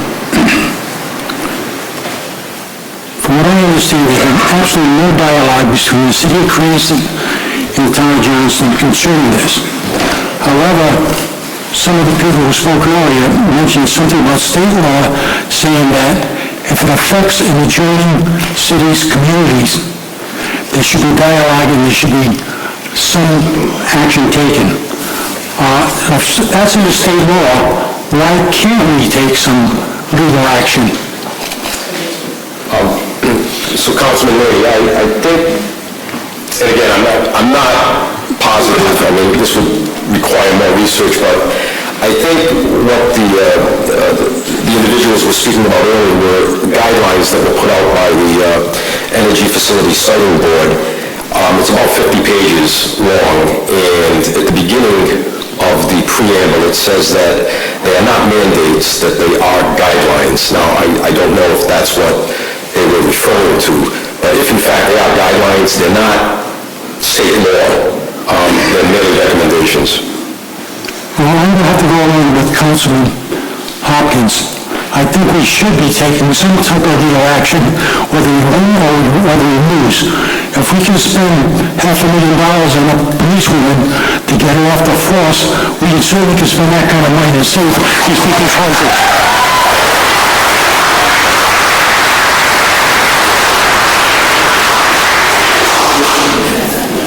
Council Vice President, Councilman Brady, you spoke. I'll give you a chance after everyone else gets a chance. Thank you, Council President. I want to thank Senator Lombardi for taking such an interest in this, and he was very passionate about it, and I really appreciate all of the comments by the neighbors.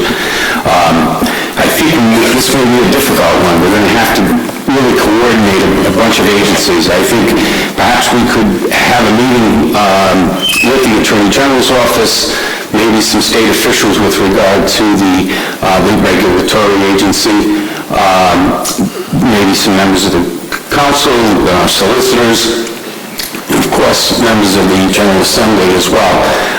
And I think maybe if we do some really deep thinking and put something together, we might be able to come up with a coalition. I think that, as Solicitor Prodecki had mentioned, it's difficult to create the standing of the right to sue on behalf of the city, but certainly the tax revenue may create that type of hook for us so that we could get into a case with perhaps a private action by the neighbors and the residents. It's not going to be an easy task, but I think perhaps we could get together with some of the state officials, our attorneys.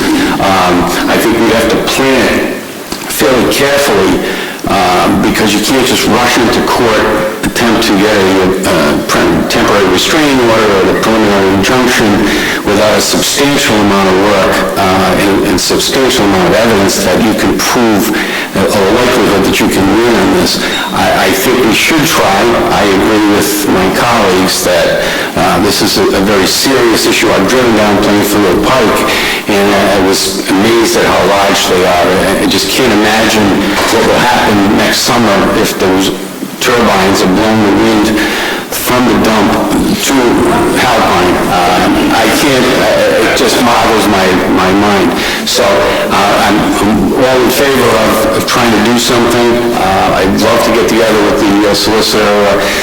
As an attorney, I share his temperament on how these things go since I've been in court on restraining orders in the past, and I know how difficult they can be, but I think we need to do something. I think we need to do something that's both on the political side and the legal side, because the political may have some influence. There may be something we can do to push back on what Johnston did and basically ignoring us completely and saying we don't care. I guess Providence did it to us with the Roger Williams Park entrance, and now Johnston's trying to do it to us as well. So I guess we need to stand up and fight. So whatever we can do, I would certainly suggest some kind of a joint meeting with the Attorney General's office, the legislature, and see what we can do. Thank you, Councilman. Councilman Paplaskas. Thank you, Mr. Council President. First of all, I want to thank all the residents of Alpine and the surrounding area that came out. Last week, Councilman Brady gave me a call and told me about the issues with the wind turbines. So I took a ride up there, and I was astonished by the size of them. I drove all the way back to the end, probably that gentleman's house who came up and spoke last, and I couldn't believe how big they were. So I didn't know what to compare it to, so I looked up the size of the Space Needle in Seattle, and that's 600 feet. So this is almost the size of the Space Needle in Seattle, but without the 200-foot wingspan. So when I left there, I didn't know about the sound and everything else. I took a ride over to Ski Market, because I couldn't think of a windmill that was close. So I took a ride over there, and it's right next to the highway, and I got out of my car, and all you hear is woof, woof, woof, like 100 miles an hour, and it wasn't even a windy day. So I'm really concerned about what these windmills are going to do for all of you that live up there. I stand with you, I stand with Senator Lombardi and with my colleagues, and we need to figure out something we can do. I just wanted to pass it on to you that I'm with you and that I think everybody here in this council is too.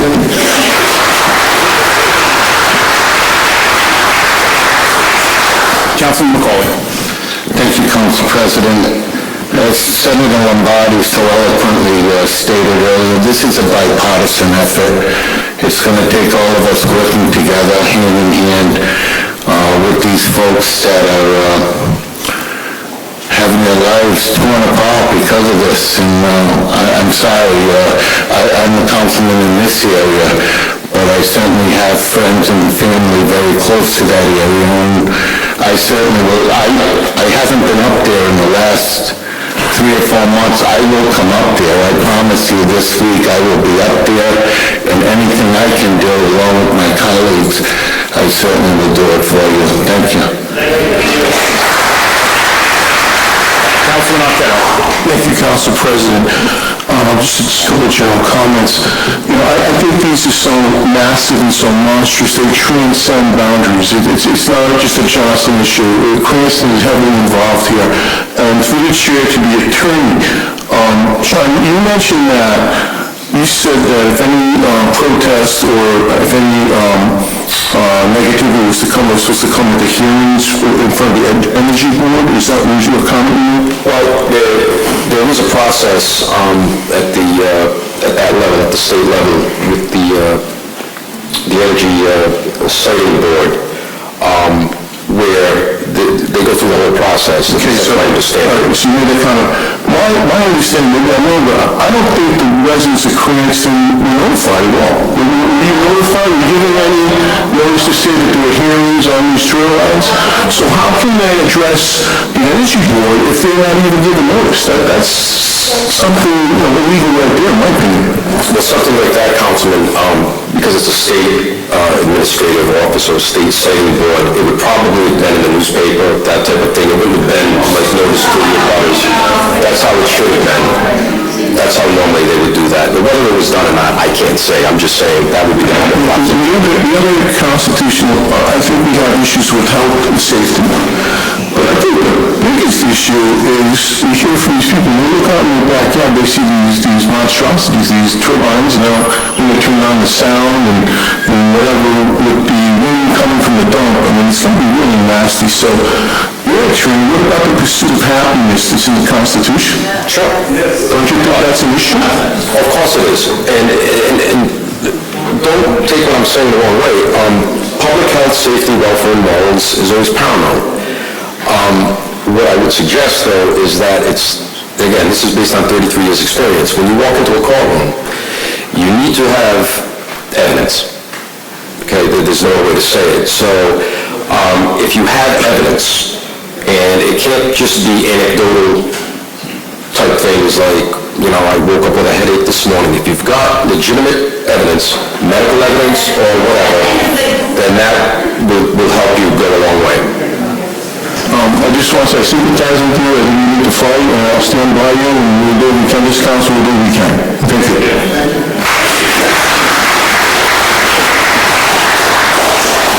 Councilman Stichels, any words on this? I don't know much about this other than what I've heard tonight. I have a couple of questions. Who owns the land that they're on? Are they all at the landfill? Private. Private, they're not at the landfill. So a developer went to this energy siting board and went through that regulatory process as a private. Is it 7 private people or it's 1 private owner? 7. Councilman, I believe it's 4 private entities own the 7 wind farms, but I could be mistaken. I don't know enough about what the comings and goings in Johnston, but I think it's 4 own the 7. Okay.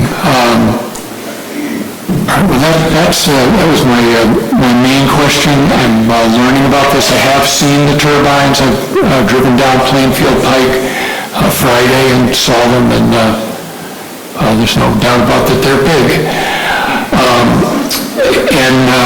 So I'll be listening, but I think it's important for us, as Councilman Favicchio said, is if we're going to throw a punch against wind turbines, it better be a good punch, because you don't want to go in with a lousy case. And I'd like to thank Attorney Verdecchia for his honest opinion, because that's what we pay him for, is to give us his honest legal opinion, whether we like it or not, and I appreciate his comments. Thank you. Councilman Brady. I guess my main question is where we go from here. Obviously, as a council, Democrat, Republican, state level, we all agree there's a large issue here. We want to stand behind our residents. We understand the implications of the cost involved that could be involved in a lawsuit from city to city.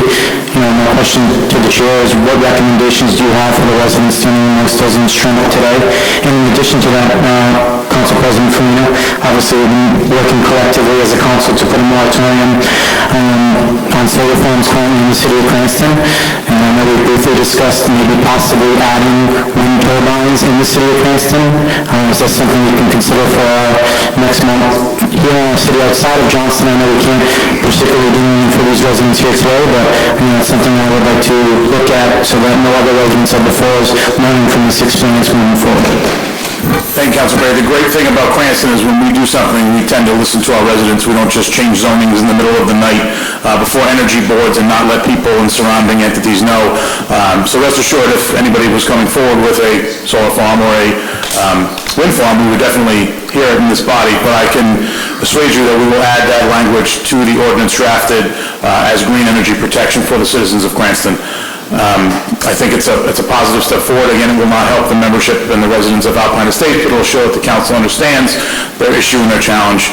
Your question on next steps. So I will be drafting a resolution asking the Attorney General to support the neighbors of Alpine Estates and investigate this matter to ensure that it was done properly through all the proper zone changes, through the town of Johnston, through the Energy Board as a first step. I think our second step would be to do what Senator Lombardi said, work together to figure out the best way to move forward.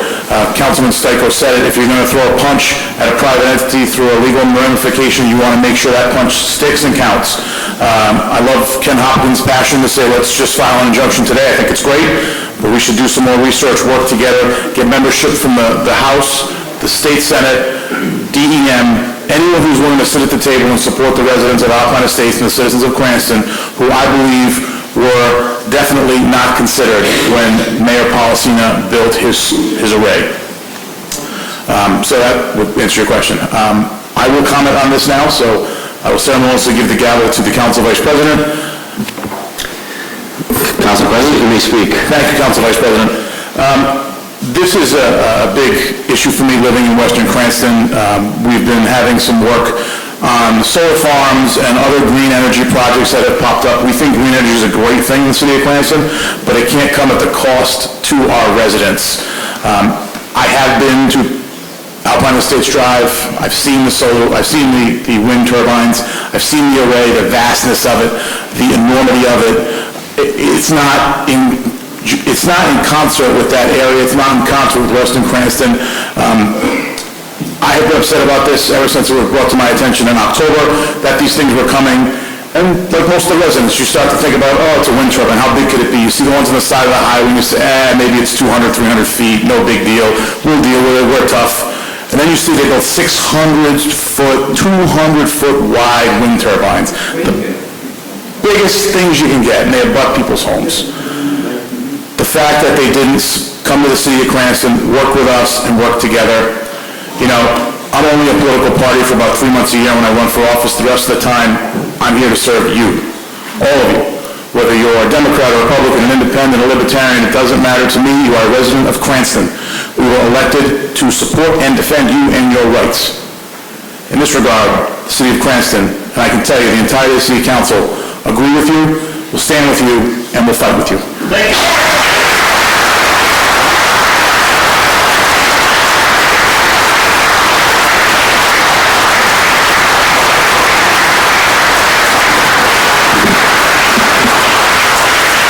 To give the stenographer a little break, I'm going to take a 5-minute recess. We do have other business to attend to, but the Alpine Estates matter, we can't take a vote on it tonight because there's nothing really to vote on, but I will be submitting in January, I work with Councilman Brady and Councilman Hopkins, a resolution, so we'll see you again in a month. Thank you.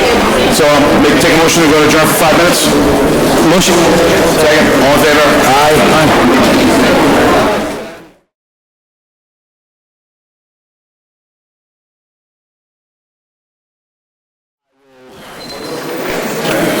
Recess back to labor.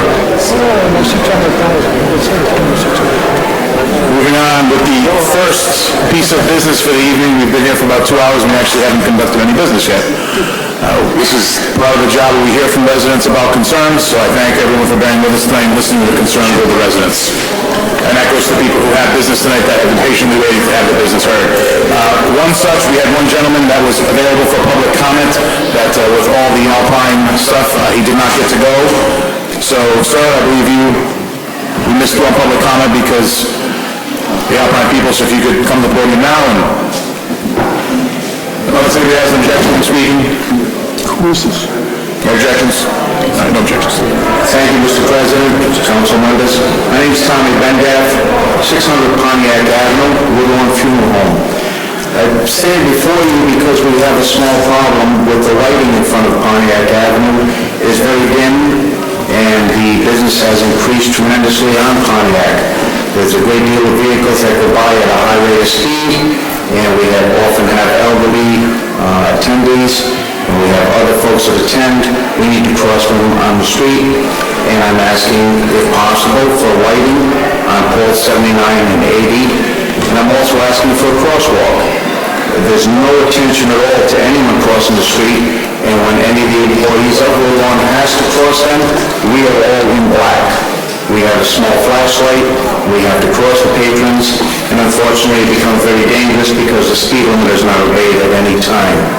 So I stand before you and hope that maybe I can get a crosswalk and better lighting because of the fact that I'm not doing it for me, I'm doing it for the residents of Cranston and also for the people who actually are attending the funerals and wakes at Woodlawn.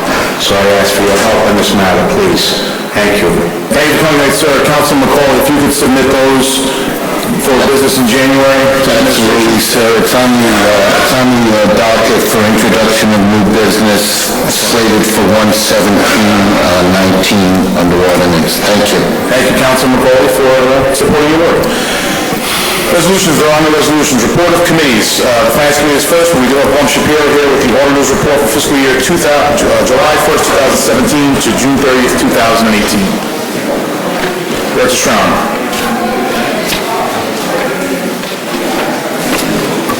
Thank you, Councilman. I want to thank the members from Bloom and Shapiro. Ron Nossick is the managing partner and his two associates, Stephen and Matt. Sorry. I haven't seen you in a while, so I lost concentration on certain names here. I want to also clarify something on the docket. It says Bloom is spelled B-L-U-M, not B-L-U-O-M, but that's just a typographical type thing. Bloom Shapiro has a contract with us for 3 years, starting the fiscal year 18, 19, and then 20. They've done their audit. They're here to give a presentation of their findings. The audit went very smooth. We ended up the city with a slight surplus, which, in my opinion, that's considered good budgeting, especially for the taxpayers, that we're not generating huge surpluses or deficits. The results are in this presentation that I believe all the council members received. It's a PowerPoint type presentation. presentation. You also received 15 drafts of the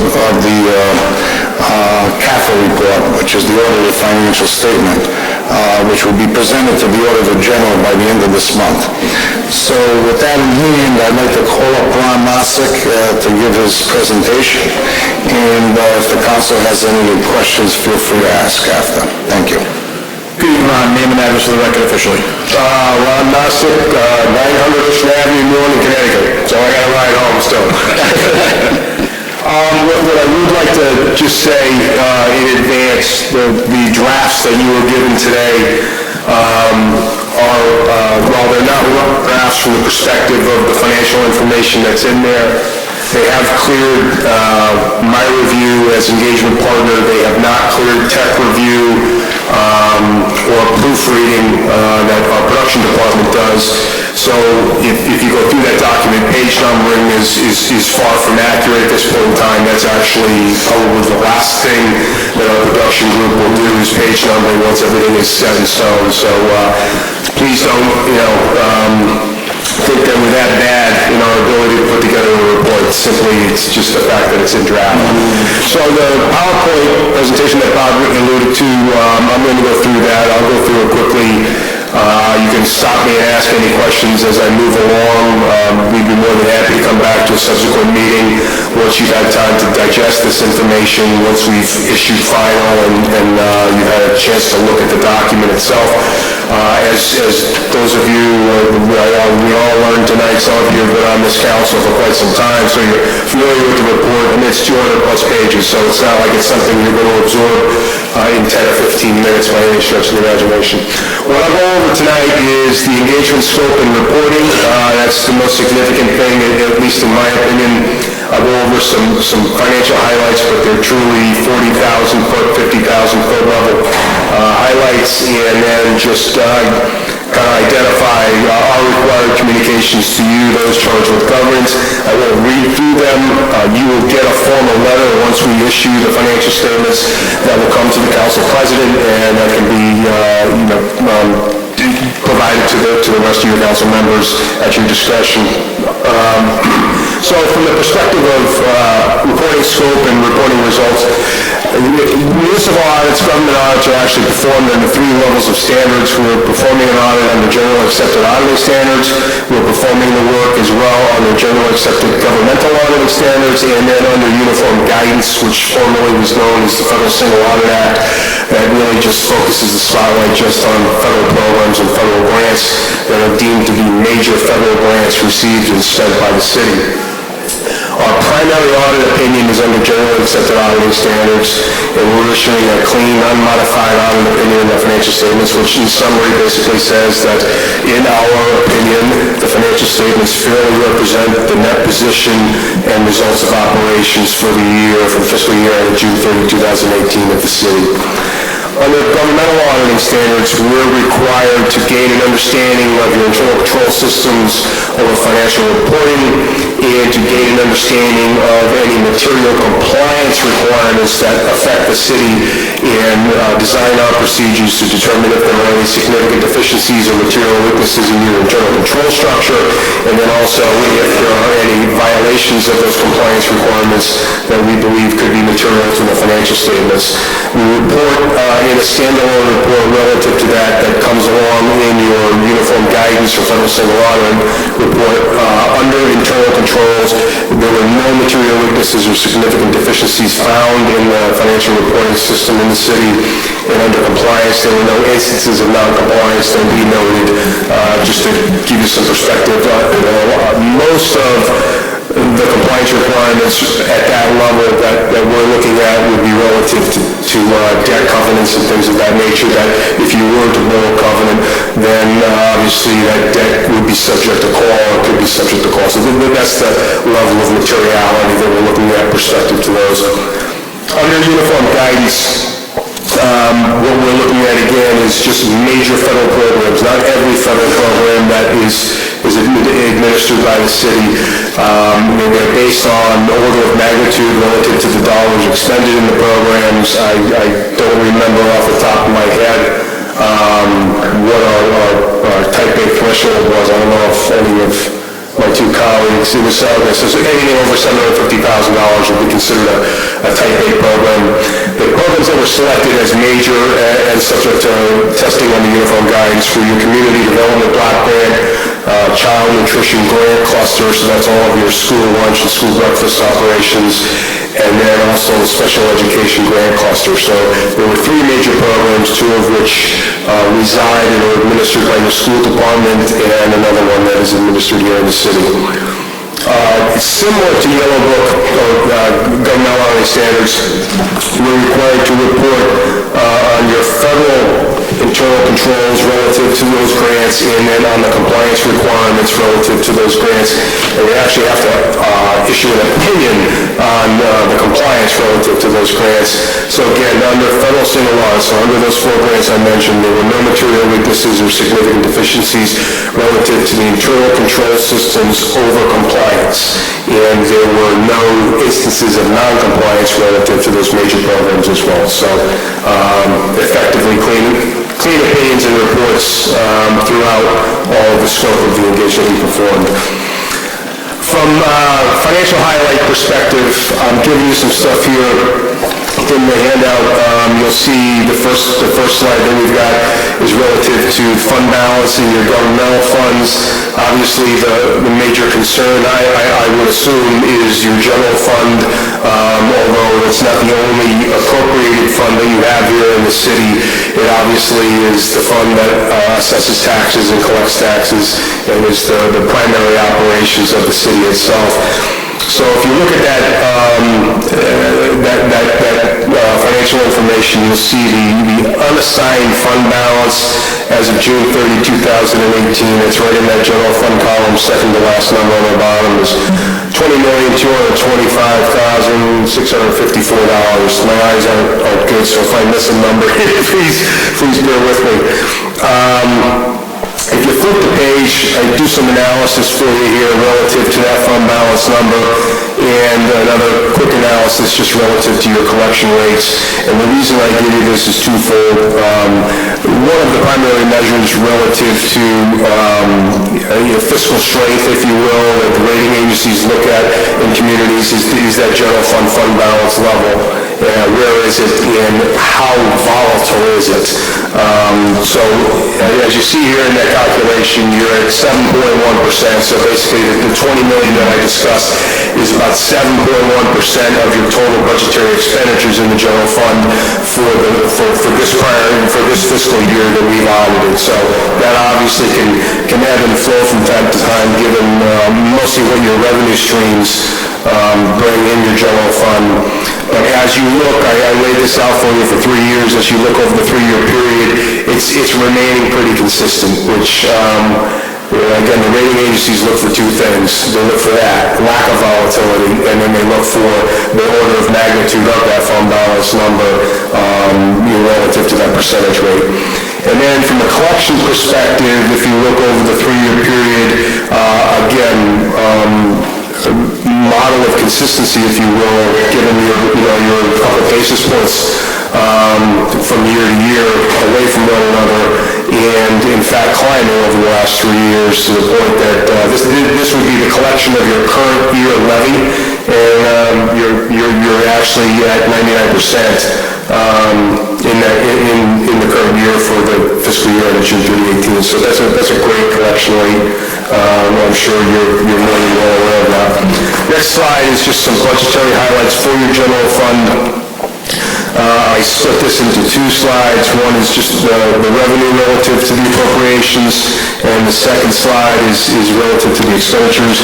What I'm focusing on here is the favorable and unfavorable column over on the right, and you can see overall for the year you missed your revenue estimates by about a little under $500,000, $449,000. The big player was your intergovernmental revenue, which the likelihood is the state didn't come through with some grants that probably you were hoping for. That's not unique here in Rhode Island or anywhere in New England or probably the United States at this point in time. So relative to all of your other revenue streams, you're pretty darn close in all of them, and that's an awful volatile number these days, that the intergovernmental number to really hold on to. So, as I said, you missed those estimates by about 449,000. On the expenditure side, however, you had a couple of departments that went over, but overall, you actually had a positive variance in expenditures. So you contained your budget well. You probably had to reduce spending or just control spending as you move through the fiscal year. I don't remember off the top of my head why the overage took place in some of your public safety departments. The likelihood is overtime, but that's a general term I guess I would throw out based on my experience, but I'm not precise on that right here. Your business type activities, so this would be your sewer fund, and then you have some non-major activities that are proprietary and based, which are your charter school and your school lunch program. I'm just giving you the fund balance information relative to those funds at June 30, 2018. The only one, and it actually climbed from the prior year, but the only one that would, maybe raise some discussion is furthest out on the right, your internal service fund. So that's your basically claims and judgments. The city, again, as you're probably well aware, self-insures for quite a variety of risks that are out there, health being the most significant of them all. And you were in a deficit position. You were in a far worse deficit position a year ago. And again, it can be a volatile fund to predict, because if you have some significant health claims in the course of the year, it can dry out. But I'm sure finance does keep an eye on this. But right now, relative to all of your proprietary funds or business type activities, that's the only one that's sitting in a deficit position. The last couple of slides I'll go over are the big liabilities that sit on your government-wide financial statements, and quite frankly are probably the biggest talk throughout this country as it relates to governments, both state and local. The first being your net pension liability as of June 30, 2018. And actually, I do have glasses on. I can make sure I read this one correctly. So I'm laying it out here by retirement program and breaking it down between your governmental activities and your business type activities, but overall, the net pension liability as of June 30, 18 here in the city was $406,662,000. So there's obviously a significant number out there that, based on funding levels and things of that nature, what the amortization is of that liability, I don't recall over the top of my head, although our noses have been pretty deep in the actuarial reports lately. I don't recall, to be quite honest with you, where it is from an amortization perspective, moving towards a strong position of funding on that. And then one of the last final slides I'll show you, because this is a change from prior year's reporting due to a new GASB standard that was enacted in fiscal year 2018. This is your OPEB liability. And again, I'm breaking it out by OPEB plans. So there's a city plan, there's a school department plan, and then there's a standalone for your charter school. The total liability for OPEB is $50,887,871. The significant change, if you will, is in the box below. So that's where you were a year ago, because then, based on GASB standards, the liability was based on funding relative to an actuarial determined contribution, a suggested contribution. And if that contribution was $100 and you put 90 in, you had a $10 liability.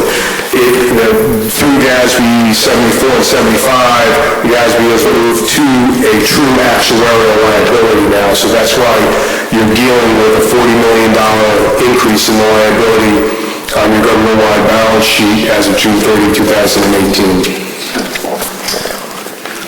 So the rest of these pages in here, before I lose all of you, again, I will read through them tonight. You will get a letter relative to those when we do issue the financial statements, which is Bob alluded to, we're hoping one within about a week of issuance.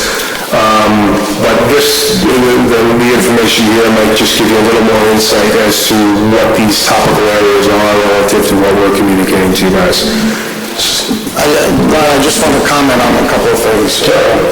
The net pension liability, the first three lines, the MERS program for the City of Cranston Police and the Employees Retirement System, those figures are presented to you through the state of Rhode Island. It's on their website, correct? That's correct. And the one that I wanted to let the council know about is the police and fire retirement system. From 7/1/17 to 6/30/18, it actually dropped almost $11 million, and that was because of good returns and also because of the activity that's taken place in that account. So, and we are contributing at 100%, both on the pension and also on the OPEB. So I think that's, if you look at OPEB and you look at the pension, both of those have decreased from last fiscal year. So I wanted to just note that. Sure. Thanks. Thank you. Opening up to questions. Councilman McCauley, you had your hand up. Thank you. This is for Director Strong. Director, that intergovernmental deficit, do you attribute that to the state or lack of state grants? Is that... Well, what happens is sometimes we put in a certain figure every fiscal year for budget, for grants, and we don't always, usually you have to expend to receive, and we don't always expend in their line items under the fire, police, or senior center, or whatever. So we actually, it's a wash. In other words, when you don't expend, you don't receive either. So it's an offset. So this isn't a true deficit, It's only a deficit budget to actual. But it really isn't a deficit because, as I stated, you're gaining on the expense side as well. You're not just having short revenues. Okay? Yeah, from a budgetary perspective, I think you had surplus under budgetary accounting as well, of about $70,000 for that year. Yeah. So overall, our revenues exceeded our expenses as a whole by about 70,000. Thank you. So just finally, there's contact information on the last page. I neglected to introduce the Macadino was the engagement manager, and Steve Brillis was the supervisor. Steve threatened to leave the firm because the information relative to his contact stuff is incorrect. I put that together, so I will have that corrected next time something comes in front of you. But feel free to reach out to us or reach out through Bob, whichever is appropriate for you. Councilman Stakos. Yes, when you were on the OPEB liability page, you made a statement that there was a $40 million change? Yes, last year, again, there was a significant change in the methodology as to how that liability is reported. Right. Last year in your financial statements, what was called net OPEB obligation was $10 million. This year, your net OPEB liability is $50 million. So the $40 million swing I'm talking about is relative to last year's liability under a different measurement to this year's. All right, but that $40 million isn't really reflected here. It's not on that page. No, that's the difference between this year's ending liability and last year's ending liability. That you're aware of. And the deficit in the school lunch program, do you have any historical reference for that? Is there a deficit in the school lunch program? No. Yeah, the only, under business type activities, I see Director Balducci jumping up. Vote him. Handle the current year fiscal question. Good evening, everyone. Actually, the school lunch program had a surplus by Councilman last year and continues to have them for the last several years. The surplus, cumulative surplus is about $1.1 million at June 30, 2018.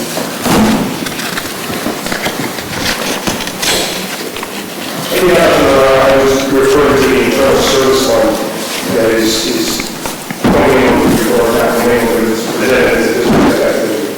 So you're basically the insurance fund is the one that's in the deficit position. Okay, I misunderstood that. Councilman, I can address it. I know there's a sizable claim.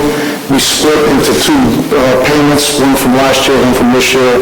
I believe it was about $400,000 or $500,000. That was a claim, and it's been rectified now. So that the internal service fund should improve for next year. And what was that claim? I don't recall the name. It was something that Anna Marino presented to me. We had to pay off in two significant payments. I can check on that for you if you like. Okay. I have the file in my office, but I just don't remember. All right, thank you. Council Vice President Ferricchio. Thank you, Council President. Through the chair, Mr. Strom. Mr. Strom, how much do we pay for the respective pension plans per year? I know it was in the a little over 20 million for each, I believe. It's about 21.9 million. Okay. And that's at 100%. Right. And another 20, the state pension that we contribute to, that's another figure. Yeah, that's in about 4 to 5 million, I believe, 6 million in that area. Okay. Yeah. And we're at 100%. So we contribute to the state and to the city's pension 100%. Correct. And with regard to that issue with that deficit in one category, you usually handle those at the fourth quarter transfers to balance things off. Yeah, and in some cases, it wasn't able to balance off. For instance, there was one department, but overall, as Mr. Nosek stated, we ended up with a surplus overall of about 70-some-odd thousand budget to actual and 90-some-odd thousand gap basis. In the school unrestricted fund, I just want to make sure I understand that correctly, what that relates to. Does that have to do with their health account, or is that something different? No, the school unrestricted is basically the general school operations. Okay. The only difference, Councilman, is they don't have an unassigned balance. Everything they have is either non-spendable, restricted, or it's committed. But they don't have an unassigned balance like the city does. Okay. And our general fund balance then, is that 20,959,563? That's the... Yes. But the key figure is the 20,225,000. Correct. Because that has no strings attached. Basically. Okay, thank you. Councilman Stichels.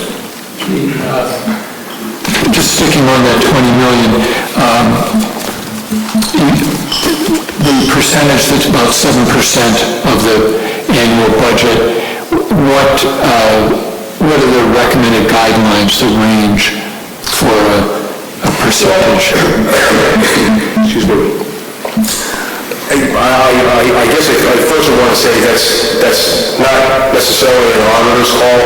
What I'm aware of is what the GFOA recommendations are, which is a body that I know Bob belongs to, but there's no statutory authority that they present. It is between like 7 and 15%. Yeah, I was going to say, Ron, I've seen 5 to 15%. Yeah. Sorry. It has been ratcheting up over the past few years as the rating agencies seem to get a little more concern in their models relative to the pension and OPEB liabilities that exist. But I would defer to your finance department, I would defer to your FA, your financial advisors, who oversee all of your debt structure or help oversee all of your debt structure as to what that number should definitely be if you were going to ingrate it in some level of policy. Okay, thank you. Seeing no additional questions, you have the contact information for the lead auditor, his supervisor, and his manager. I urge the council members to email any questions about the audit to Director Strom, then he to, or at least CC Director Strom on any questions, just so he can see what we're asking, if there's anything the city needs to give his backup. Yeah, I just want to say, I think overall, it's been a good working relationship with our new auditors. As you know, we've had Markham for a number of years, and I want to thank Ron and the staff for providing us the help. I'm going to be meeting with one of your associates tomorrow, or then Wednesday, with Assistant Chief, we're going looking at the SAFER grant. That's going to be one that you're going to be looking at. So other than that, I think we're pretty well done at this point, and I think the city's results show that we've had another successful year. Councilman Brady.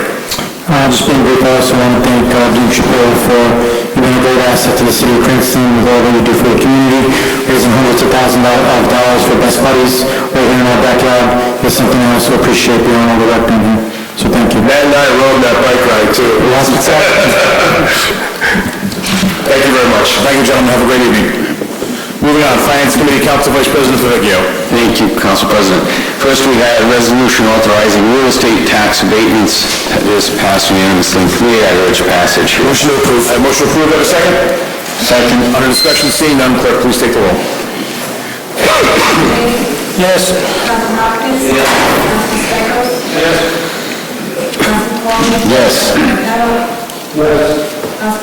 Yes. Yes. Yes. Yes. Next, we have resolution authorizing motor vehicle tax abatements. It also passed unanimously. Motion to approve. Motion to approve. Have a second? Second. Motion to second. Under discussion, seeing none, clerk, please take the roll. Yes. Yes. Yes. Yes. Yes. Yes. Next, we have the tax interest waiver approvals, also passed unanimously. Urge passage here. Motion to approve. Second. Have motion to second. Under discussion, seeing none, clerk, please take the roll. Yes. Yes.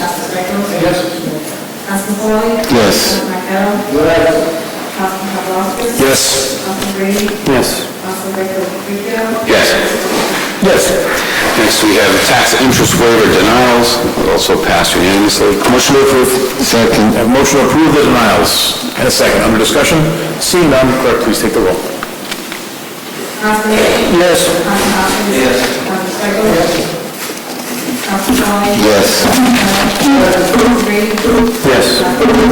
Yes. Yes. Yes. Next, we have 11-18-01, ordinance amending the budget for the fiscal year commencing July 1, 2018 and ending June 30, 2019. This is the mayoral reorganization sponsored by the mayor, referred to Finance 12-318. It passed. I urge passage. We do have Finance Director and the Director of Administration here for any questions. Motion to approve. Second. Have motion to second. Under discussion, Councilman Stichels. Yes, I'd like to offer an amendment. I think as Director Strom pointed out at the Finance Committee meeting, if you add the old salaries and compare them to the new salaries, there's actually a difference of $3,857, I think, if I did the math right. Councilman, can I just interrupt you for 1 second? If you look at the figures, it's actually, if you add the three that are being eliminated, they total 188,365. If you add the ones that are being added, they total 187,140. So it's a variance, positive variance of $1,225, not $3,000. I think you might have the sheet that was incorrect. It says community outreach aid. Does that show 32,000 there? Mine says 32,507. It should be 35,139. And that's why it's reduced to $1,225.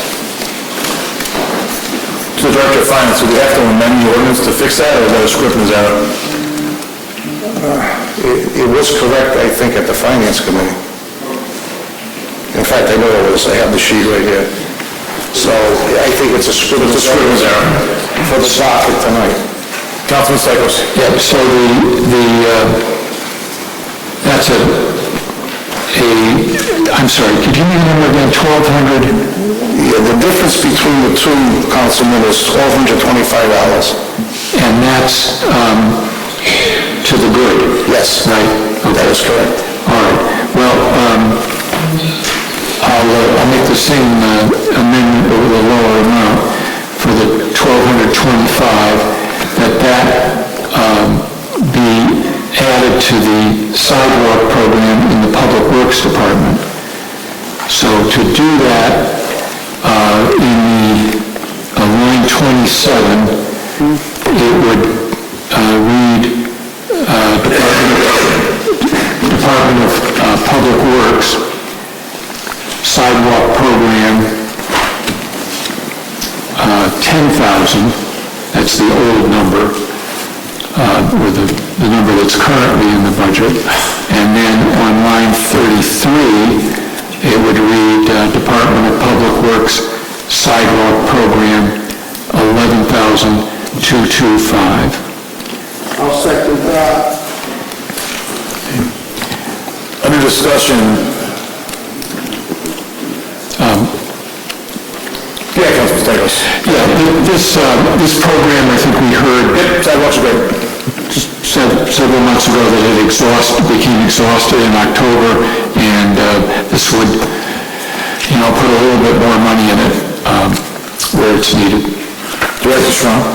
Yeah, Councilman, I just want you to know that I received the last two sidewalk construction projects that was given to me by Nick Capezza.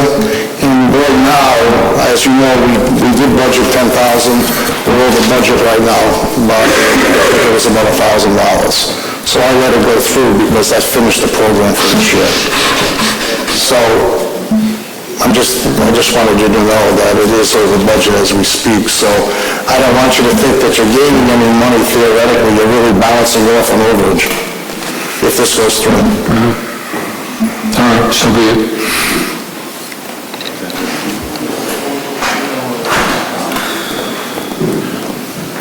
I do have a question to the attorney, just about procedural. I think what Councilman Stichels is doing is noble, but wouldn't we have to draft a secondary ordinance to move the funds now that they've become available in the general fund, or could we do it as part of one ordinance?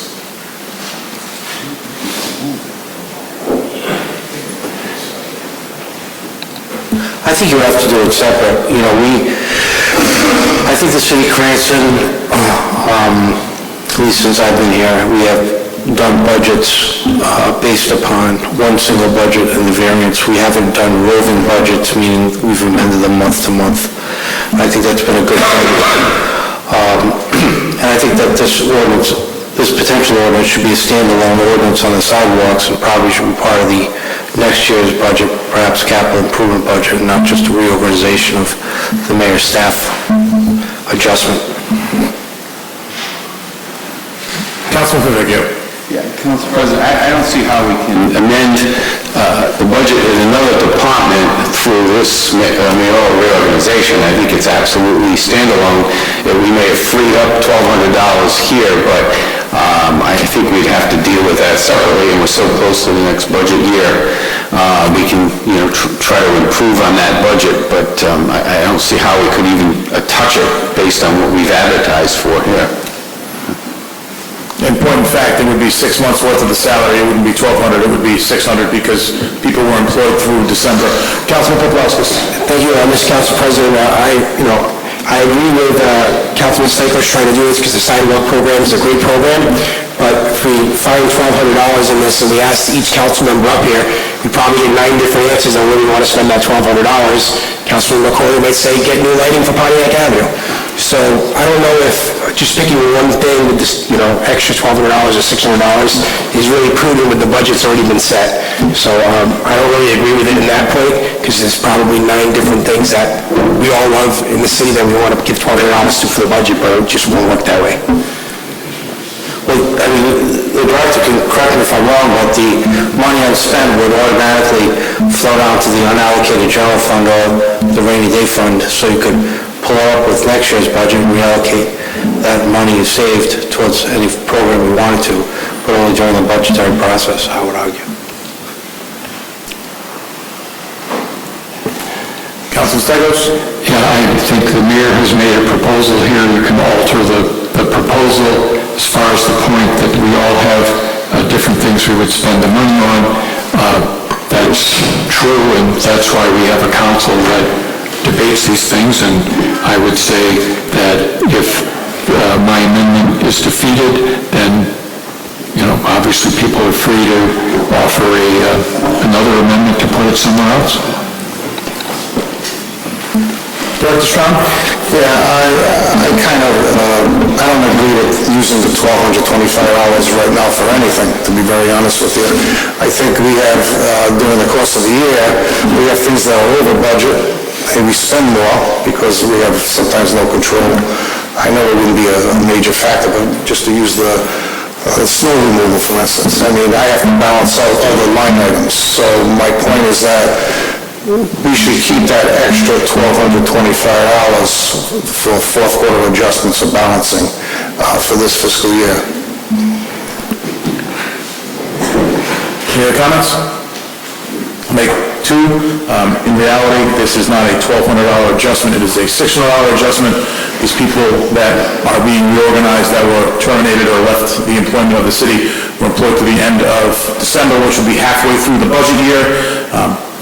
I don't see the need to make a budget adjustment for a line in the budget when we're halfway through the budget year unless it's required. This is a reorganization. New people will be hired to replace the people that have left.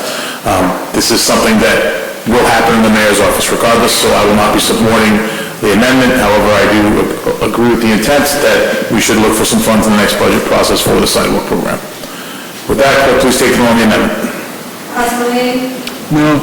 Councilman Hopkins? No. Councilman Stichels? Yes. Councilman Foley? Yes. Councilman Marquardt? Yes. Councilman Brady? No.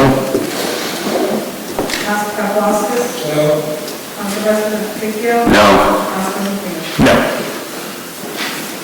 Any further discussion on the original ordinance? Now on the ordinance, Madam Clerk. There was going to have a motion. There was initially a motion to approve on the floor with a second. Councilman Stichels made a motion to amend. That was defeated, so the motion to approve is back to force. Councilman Lee? No. Councilman Hopkins? Yes. Councilman Stichels? Yes. Councilman Foley? Yes. Councilman Marquardt? Yes. Councilman Brady? Yes. Councilman Paplaskas? Yes. Councilman Fitzgerald? Yes. Yes. Okay. And I believe, okay.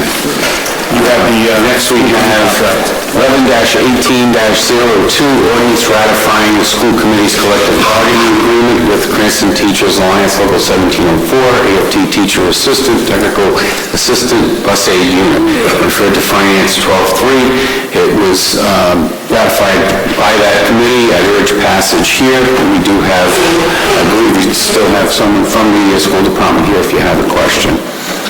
I would say the motion to approve. So moved. Second. A motion is second. Under discussion. Seeing none, clerk, please take the roll. Councilman Lee? Yes. Councilman Hopkins? Yes. Councilman Foley? Yes. Councilman Marquardt? Councilman Brady? Yes. Councilman Paplaskas? Yes. Councilman Fitzgerald? Yes. Yes. Ordinance Committee, there was one item that came on the Ordinance Committee. Councilman Paplaskas. Thank you, Mr. Council President. We have 6-1806, ordinance amendment of Chapter 17, Code of City of Cranston, 2005, entitled Zoning, 950 Phoenix Avenue signage, petition filed by BCP Store Development, LLC. This was a recommendation of denial without prejudice from committee. So we have a denial without prejudice from the committee. Thank you, Councilman Paplaskas. Public hearings. Time of the meeting is open to anything, any subjects. Please feel free to come forward, name and address for the record.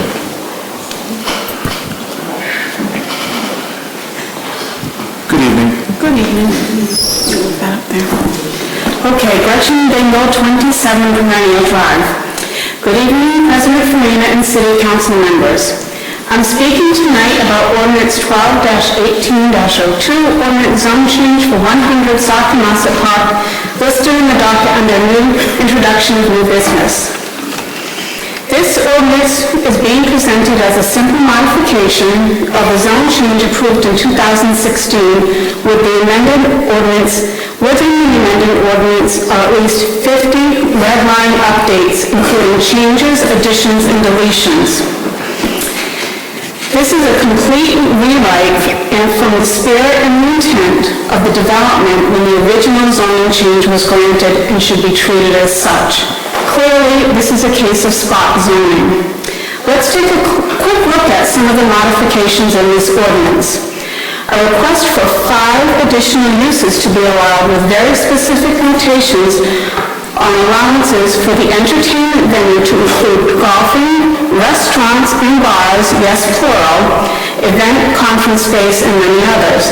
Added, a call for traffic compliance for what's in effect now, not what will be needed as a result of a traffic impact study or after development is completed.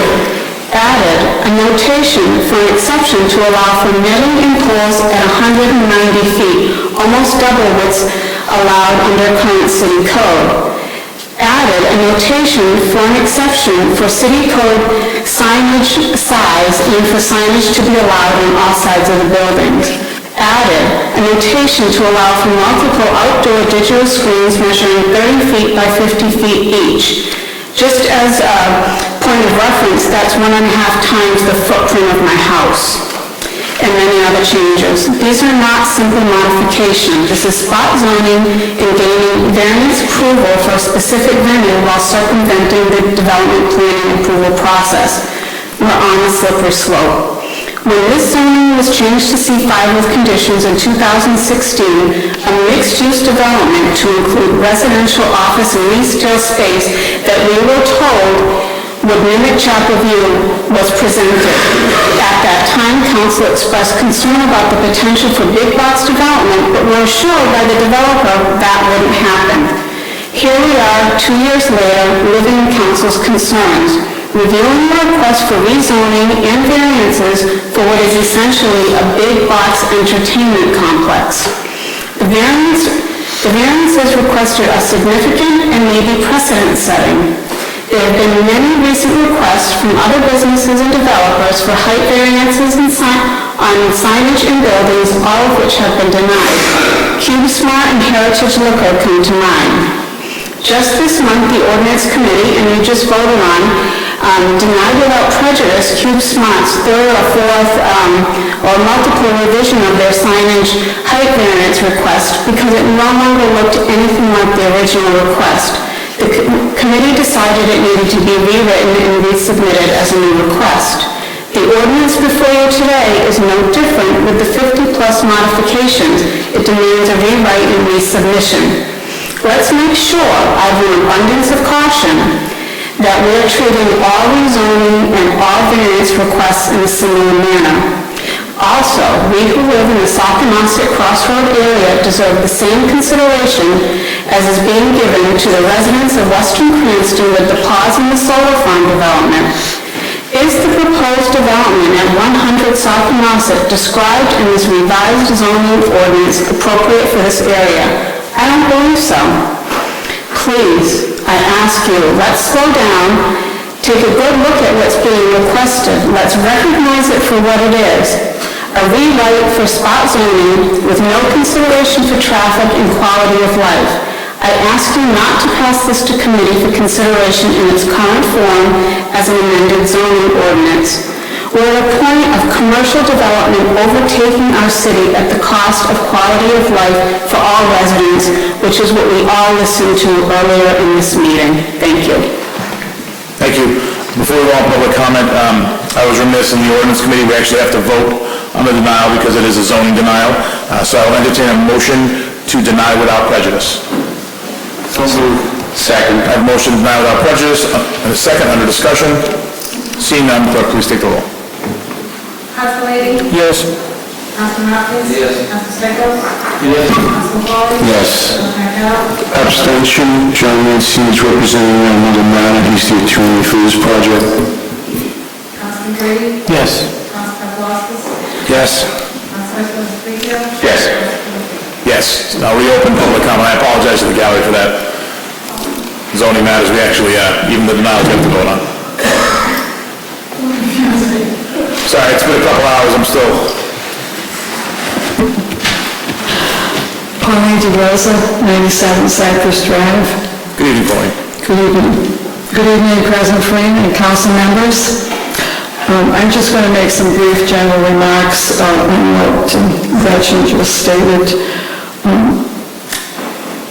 with reference to ordinance 12-1802. Particularly the narrative overview associated with the change of zone for 100 Sagamosset. We have been told on numerous occasions by a developer that the site, Plat 14, Lot 2, and a portion of Plat 14, Lot 1, will be occupied by commercial recreation, along with other venues. That description could mean anything from a bowling alley to an arcade. The actual venue is being hidden from residents. This can only be the developer's way of preventing residents from expressing their opposition to this zone change and unknowingly accept a venue that will look like a giant playpen during the day and an amusement park at night. The entire chapter for signage has literally been rewritten. In addition, the word neon has been conveniently omitted. We believe the facade of the main building will be covered in neon signage. In the land use chart, cultural use has been added. For those here this evening who may not be familiar with the term, following is a definition taken from the City Code Book, Chapter 17.04.030, definitions. Cultural use means a library, museum, or similar public or quasi-public use displaying, preserving, and exhibiting objects of community and cultural interests in one or more of the arts or sciences.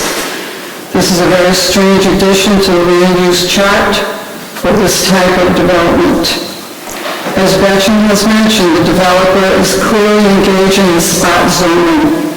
Definition being the process of singling out a small parcel of land for use classification totally different from that of the surrounding area for the benefit of the owner of such a property and to the detriment of other owners. Traffic, my favorite subject. This potential commercial recreation center would attract customers from far and wide. With bars on all three levels of this establishment, drinking will be a major component of this venue. We fear that drivers who are not familiar with the area and who have had one too many drinks and have issues trying to navigate the streets and roads in this area, particularly during the early morning hours. Thank you. Thank you very much. Good evening, council members. My name is Tom Wojcik. I live at 11 Hall Place in Cranston. I was kind of just making some observations about a couple of issues. One, it seems, I just noticed that when we had the issues with the park, that the council was really ready to jump in support against the city of Providence for making changes. And I noticed how quick you were willing to jump against the city of Johnston, that we're going to support our people here. But yet when it comes to projects that are just Cranston, I don't see that same energy and mission to jump for the people of Cranston. We have a number of issues that have really taken a lot of effort on the part of citizens. We had the Cumberland Farms, which was a quality of life issue. We had the solar farm, which is a quality of life issue. We had Topgolf, which the city of residents of Cranston are talking about as a quality of life issue. I think that the issue that the council is not fully comprehending is that there's a growing movement. This building, this office is going to be packed every night if you don't fully take into consideration the views and the quality of life issues of our citizens. I am also a member of the Cranston Action Network. We're concerned about the Top Golf thing. We have 500 members. We will be joining with them to make sure, as with the Cumberland Farms thing, that you hear us. And we'll be joining with other communities. We are a community. We're not just Ward 1, Ward 2 anymore. We're joining together because we don't see that our voices are truly being represented here. And I'm going to ask this council to really, it's not business anymore for Cranston. What the residents are really concerned about is the quality of our life, our schools. And we see decisions being made really fast without really good consideration about the quality of life issue. This is going to be a tough year coming up.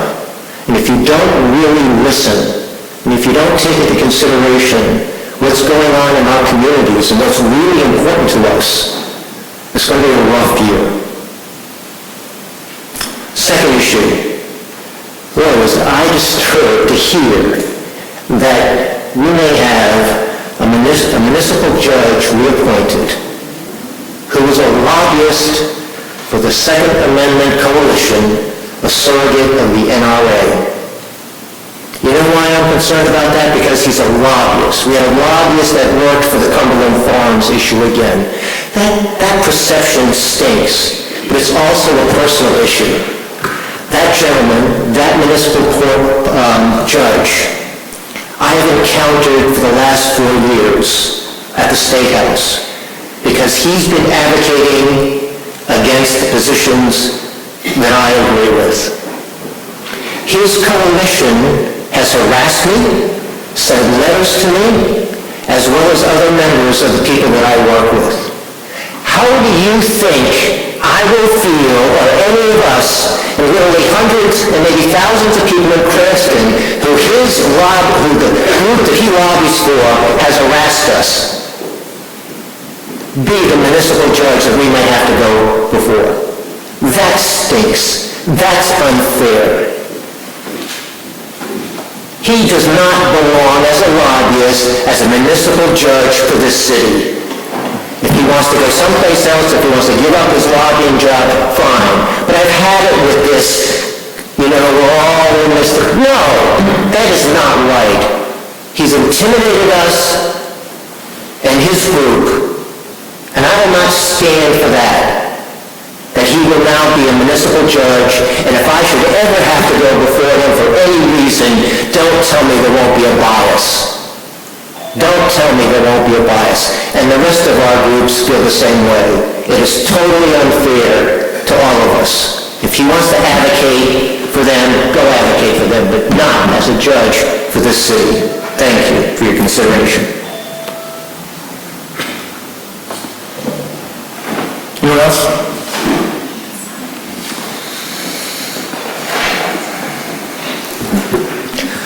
Good evening, Mr. President. Douglas Dale, 178 Lippert Avenue.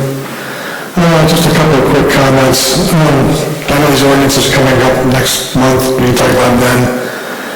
But on the solar farm, or actually the solar power plant moratorium, I thank the council for bringing this up. It's nice to see the planning department finally coming around after 3 years. I had a feeling they were dragged into this, but they're there. I believe there should be a 1-year moratorium, give yourself plenty of time. If they do it in 6 months, fine. But they shouldn't be under some time pressure to get this done in 6 months. Second, the number one issue in this moratorium should be the schedule of uses.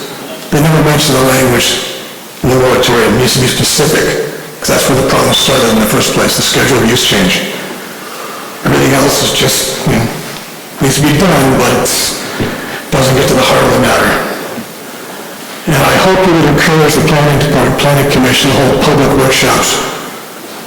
Other planning departments, planning commissions have monthly workshops, or these working meetings without hearings. And they should do that for this ordinance. The worst thing that can happen is this goes off to the planning department, and 5 months later they pop up with their special new ordinance. We got a planning commission hearing, finance committee hearing, and a city council hearing, and that's it. This needs to be a public process for the next 5, 6, however long it takes. So everybody can get involved, monthly meetings, as we develop this going forward. I hope that's how it's done. And as far as Saconaset goes, since this is the season of giving, maybe we can re-gift it, send it off to Gillette Stadium, or be more appropriate.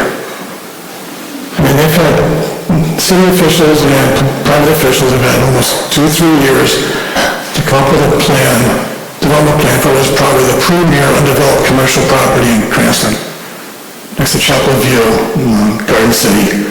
And one of the big idea is a 3-story bar next to us, next to an outdoor pinball machine, basically, with golf clubs instead of flippers, surrounded by a 190-foot fence.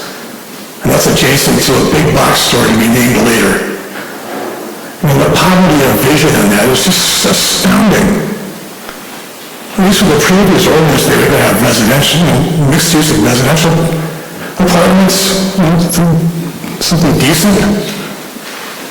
It's just, the lack of vision, the lack of planning, the lack of any concern for the public in this, it's just astounding.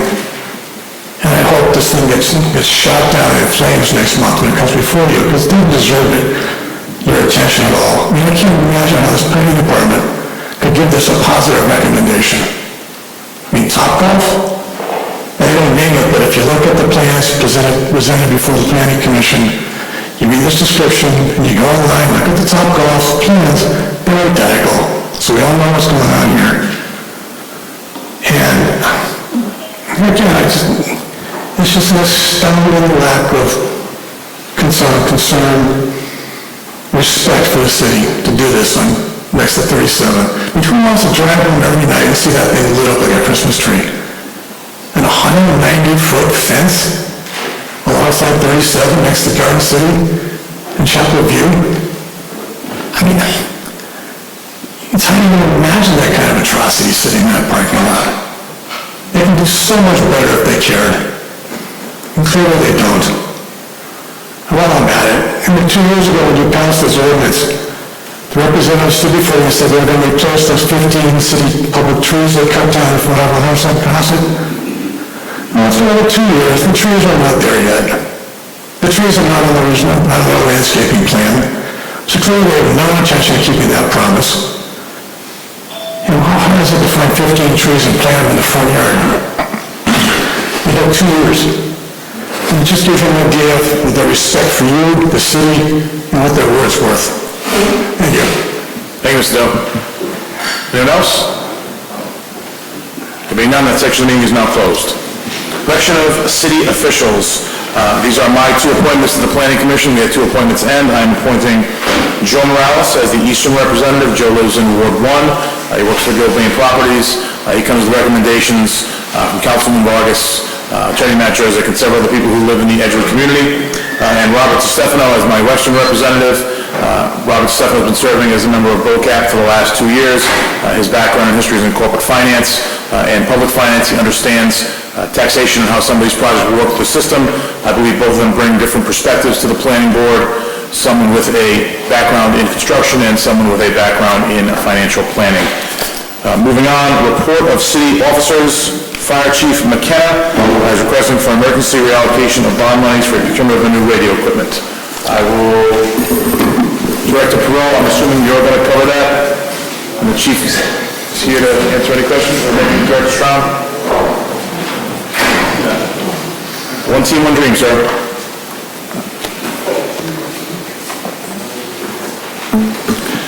Thank you, Councilman. A few weeks ago, Chief McKenna, Assistant Chief Admiral, and a couple of the other members of the union approached me to talk about a grant that they were receiving to assist firefighters for their communication and radio system. This is a concern that they had, and it created a concern for me because it's an emergency reallocation of bond monies. This is something that they can't even get the equipment no longer. It's not being manufactured, and they're not getting the support of the service from the company that provides this. So with that in mind, we had a discussion, and what we'd like to do is reallocate some of the money that's been put aside for some other equipment that is not as of an emergency nature, and we can put that out for another year or so and address this problem. And the way it works is that it would be a grant of $307,000 and an additional $400,000 in bond monies, which we can afford because we had more than that allocated from some other equipment. So based on that, I felt that the chief should send this memo along to the council, and I think it's something that we desperately need to do because it could be a safety factor for some of our residents, and also it makes it very difficult for the fire department to respond and to work adequately. So I've given it my blessing to do that because financially I know we can afford to. Thank you, Director Strong. Entertain a motion to approve. Motion to approve. Second. I have a motion to approve in a second. Councilman Stichels. We can't amend the capital budget in the middle of the year, according to the city charter. Any lawyers want to take a shot at that?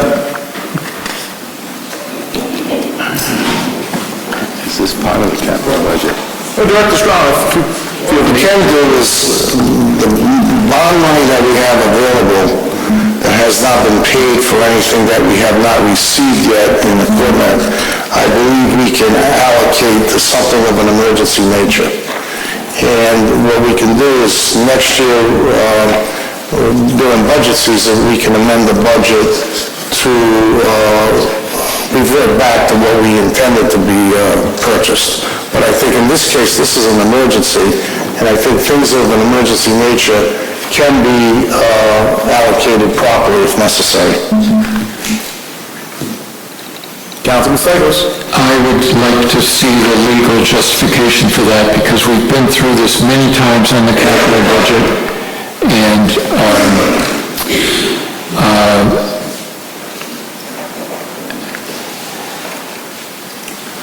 it's on, it's section 6.12. And it says, after the adoption of the capital budget by a majority of all members of the council, no money shall be expended on or contract entered into for any capital improvements project during the ensuing fiscal year except in accordance with such capital budget.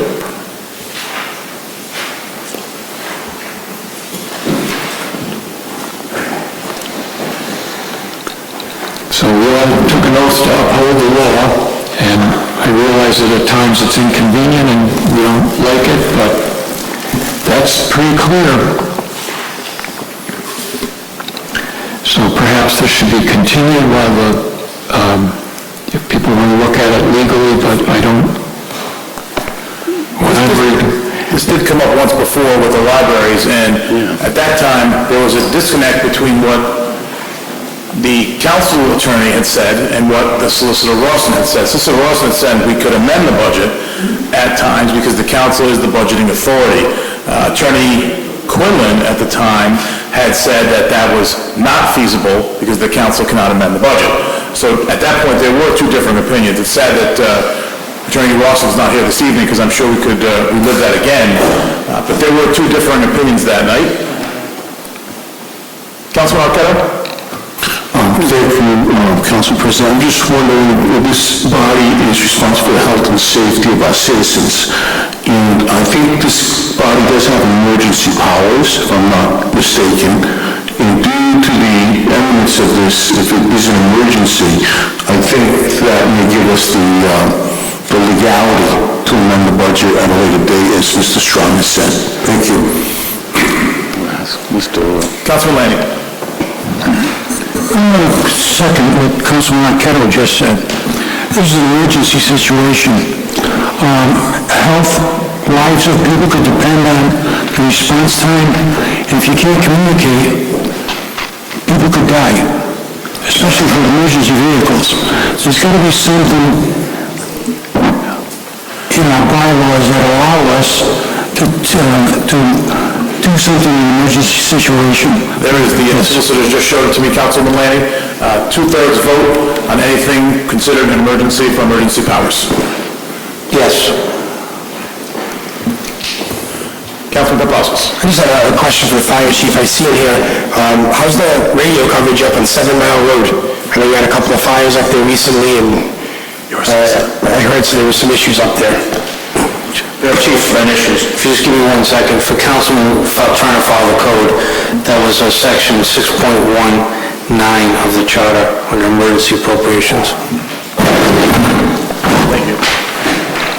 I was just curious about the coverage. Is the radio coverage we have now, I know it's antiquated from the 60s.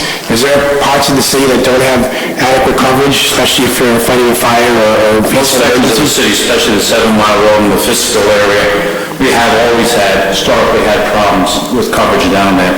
What has happened recently, within the past 2 years, has been a narrow banding effect from the FCC. They've not only cut down the width of our banding, but also the power of our portable radios and apparatus radios. Chief Patno secured a grant for $307,000 to upgrade that equipment.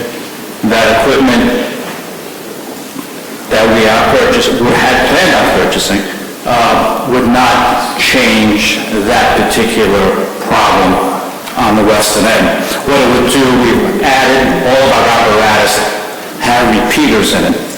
Instead of a transmission from a radio to a certain tower to our headquarters, it actually goes to the truck, and the truck with the more powerful radio is able to get back to our communications center. So yes, we've improved that in some ways.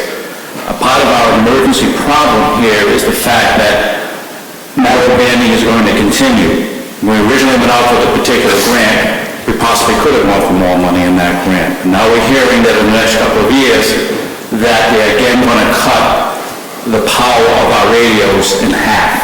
If we started at 25 watts, we're down to 12 watts of power, and we're going to go down below that.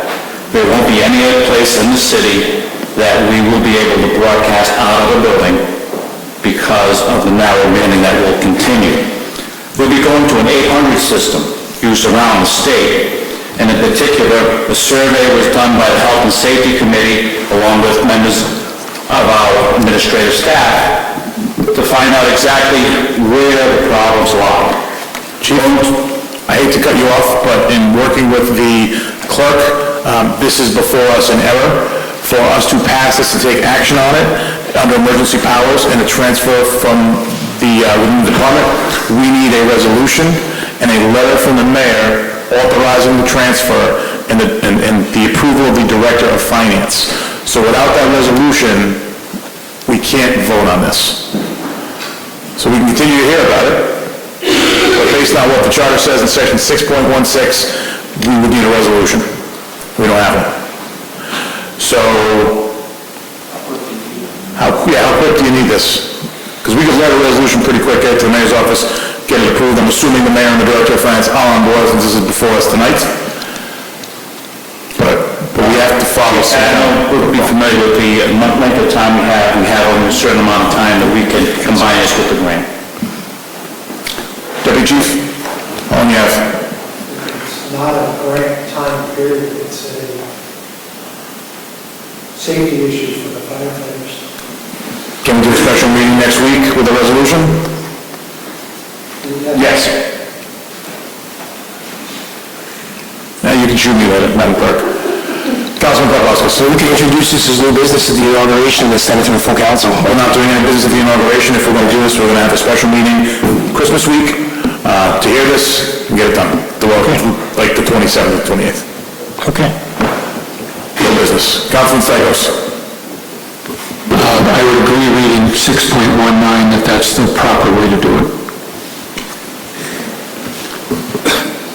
So I would ask the clerk, work with Chief, Deputy Chief, and the Director of Finance to get a resolution written and get a date in the calendar next week so we can have a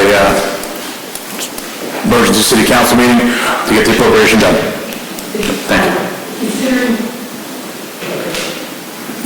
In accordance with the charter, we'll need a written recommendation from the mayor for passage of that to go with the resolution.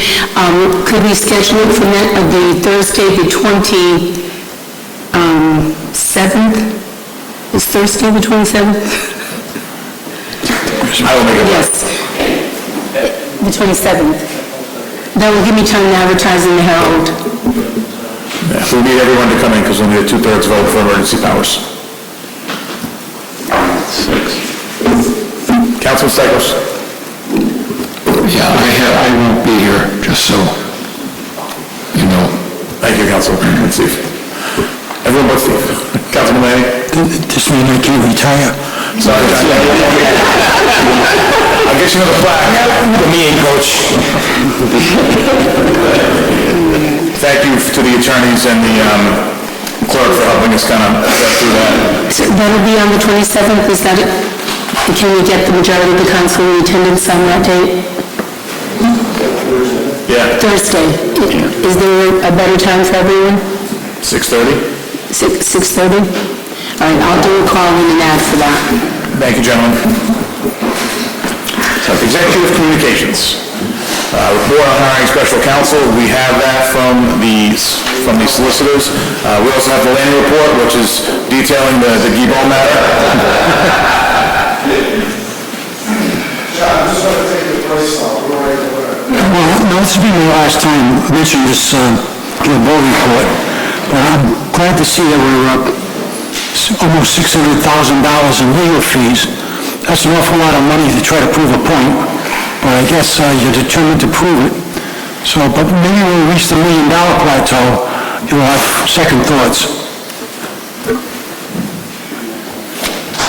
Thank you, Councilman Lane. We have a request to be placed in the pension roll. Deputy Chief Ken Rulo. Motion to approve. Hang on. Has Deputy Chief made all the proper recommendations, Ken?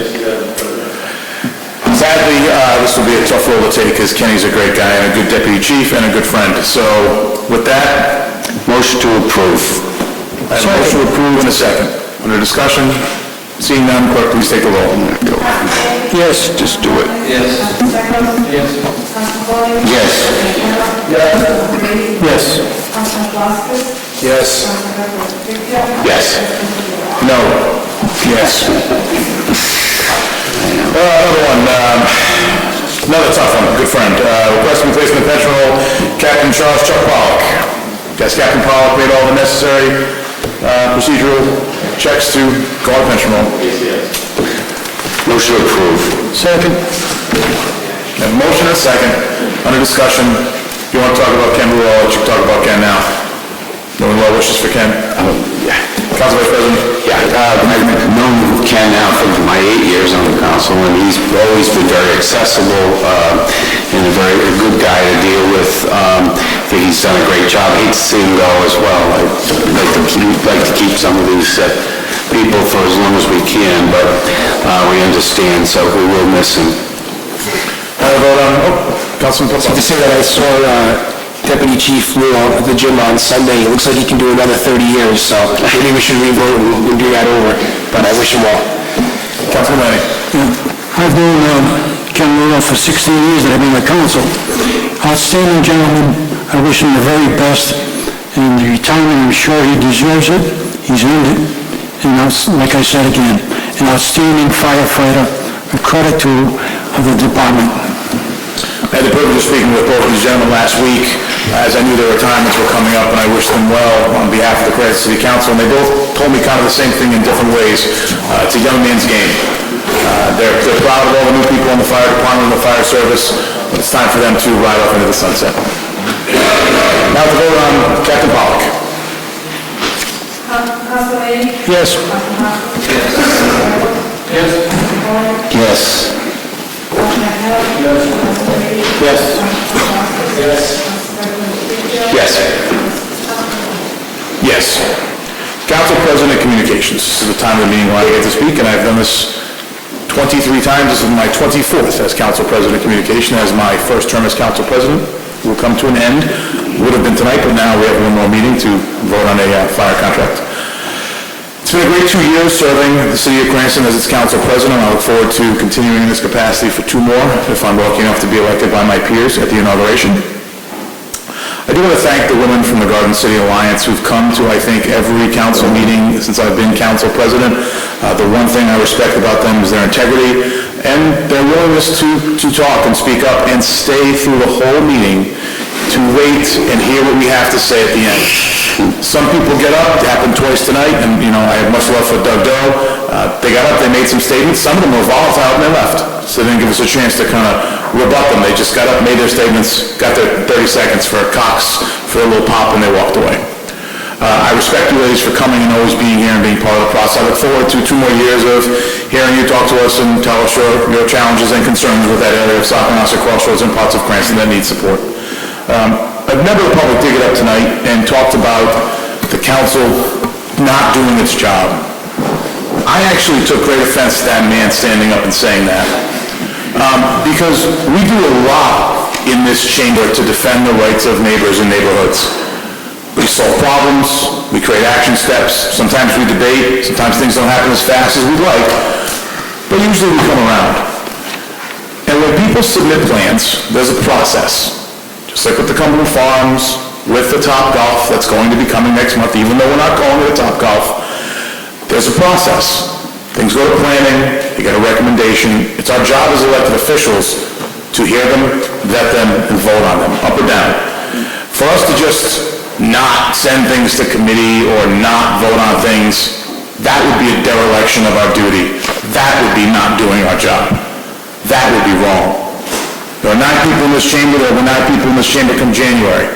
I expect every member of this body, Republican, Democrat, Independent, or otherwise, to always do their job, to listen to the people, to hear from residents, hear about business, and make the right decision. And if we make the wrong decision, like we did on solar farms 4 years ago, we go back and we fix it. That's our job. I'm proud to say that regardless of whether I agree with all 8 of you sitting over there or not, all 8 of you effectively did your job. And for that, I am proud to be the council president of the Cranston City Council. Thank you. Moving on to council member communications. Councilman Hopkins, you're up first. Thank you, President. This is a request from Bain Middle School to restrict access on Duckworth Street. Again, I might add to that communication, the letter indicates from 7 a.m. to 8:30 in the morning, as well as from 2 o'clock to 3 o'clock in the afternoon. This morning, I went over and sat there and watched the traffic jam on the left side of Bain Middle School, and I'm surprised somebody didn't get run over there. Between the buses coming in, the cars going in both directions, some people dropping their children off and then making U-turns right in the middle of Duckworth Street. I'm surprised somebody didn't get hurt over there. So I would wholeheartedly support the school's request on this. Thank you, Councilman Hopkins. Director Perillo, could you follow up with the schools for us and find out what they're requesting exactly? Traffic mitigation can be one of many things, and I don't think I'd want to start throwing up stop signs if they want yields, or yields if they want slow children. Yes, I'll look at them and see what's going to work best in this. And then we can create an ordinance and try to work them. Yes. Councilman Hopkins, I would expect you to sponsor that ordinance. Thank you, President. Councilman Stichels. I'd like a report on the yard work code violations, where those are in court. Yes, those 2 summonses are going to be at pre-trial January 11th, and if they can't be resolved then, trial is January 31st. Those 2 summonses are going to be taken care of. And just an update, I spoke to Stan briefly, Stan Pico, and I guess the trailers that were in question on the property have been registered, so they're no longer freestanding structures, they're actually registered now. So that's that issue. The sound meter, readings the police department did in November 15th showed they were below level. But with that said, I spoke to Captain Henry today, and he's recommending a week-long study of that issue of noise in the area. He thinks it would be better to get a feel for what's really going on there as opposed to a one-time reading of that area. And regarding the license, I spoke briefly with Solicitor Wilson, and I guess they do have a nursery license, but the question is whether that covers all of the activities that are going on there. Well, a couple things. You were talking about the trailers being registered. What is that? I thought they were unpermitted structures, or am I mixing things up? From what Stan told me, that the vehicles that are movable trailers were registered as such. But I'm sure there are other structures there that aren't movable, but the ones that are movable supposedly were registered by the company. Okay. And, well, I would just say that while I certainly support the city's effort to enforce the code, whatever the provision is, that the key issue there, the more I look at it, is that it's an illegal use in a C5 zone, and they are not running a nursery there. They run a nursery somewhere else, but there's no plants growing there. That's a pretty important part to being a nursery. It's a station where they move rock in and out for building walls. They move different soil and mulch and materials, and they keep their trucks there. But to say that that's a nursery is inaccurate. Under the code,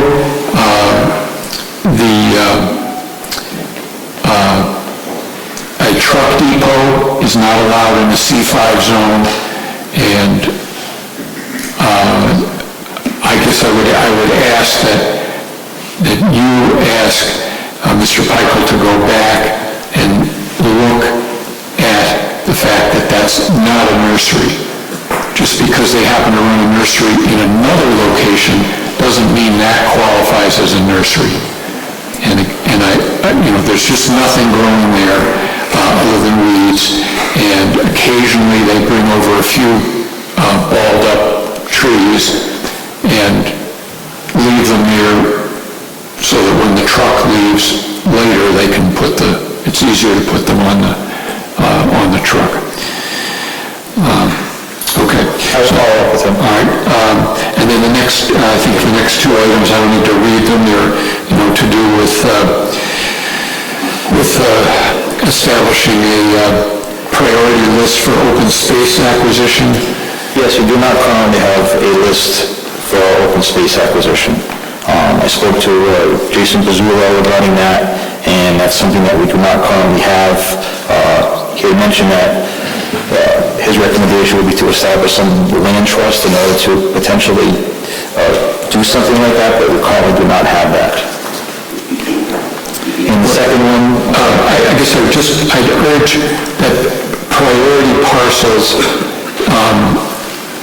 be identified so that when a grant opportunity comes up with DEM, we're ready to go. And if we want to, if the council decides it wants to participate, because those grant rounds, I believe the grant is a 50-50 grant when they open it up. But if we're not ready, we're going to be back here with more of these discussions about windmills and solar farms and subdivisions and traffic, and let's try to get ahead on that one. Okay. And the last one, I spoke to Jason again and Larry Devoni regarding the brownfields, and Larry told me that we applied in 14 and 12 for those grants, but we did not qualify due to not having any is ready for phase 1 and phase 2 of that assessment. So he and Jason both agree we don't have any parcels that meet that standard for the grant. Well, I would point to the Cullion property as a possibility.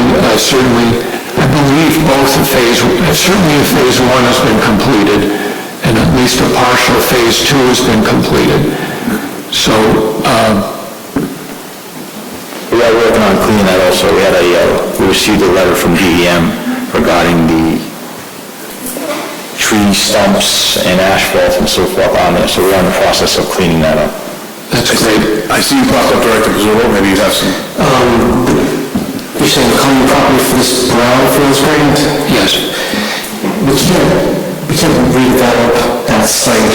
It's got a conservation easement on it, so we would go down the road of getting any kind of brownfields money because we can't redevelop it. Can we redevelop it as open space? That's not what this grant is for. That's not. These grants are for redeveloping brownfields for economic activity, which the majority of our industrial sites are active brownfields employment centers. So Cullion does not meet those limits.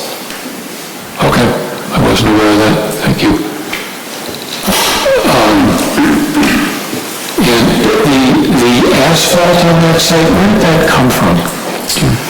Narragansett Improvement was doing some work for the city, and they asked if they could temporarily store it there, and we told them they could.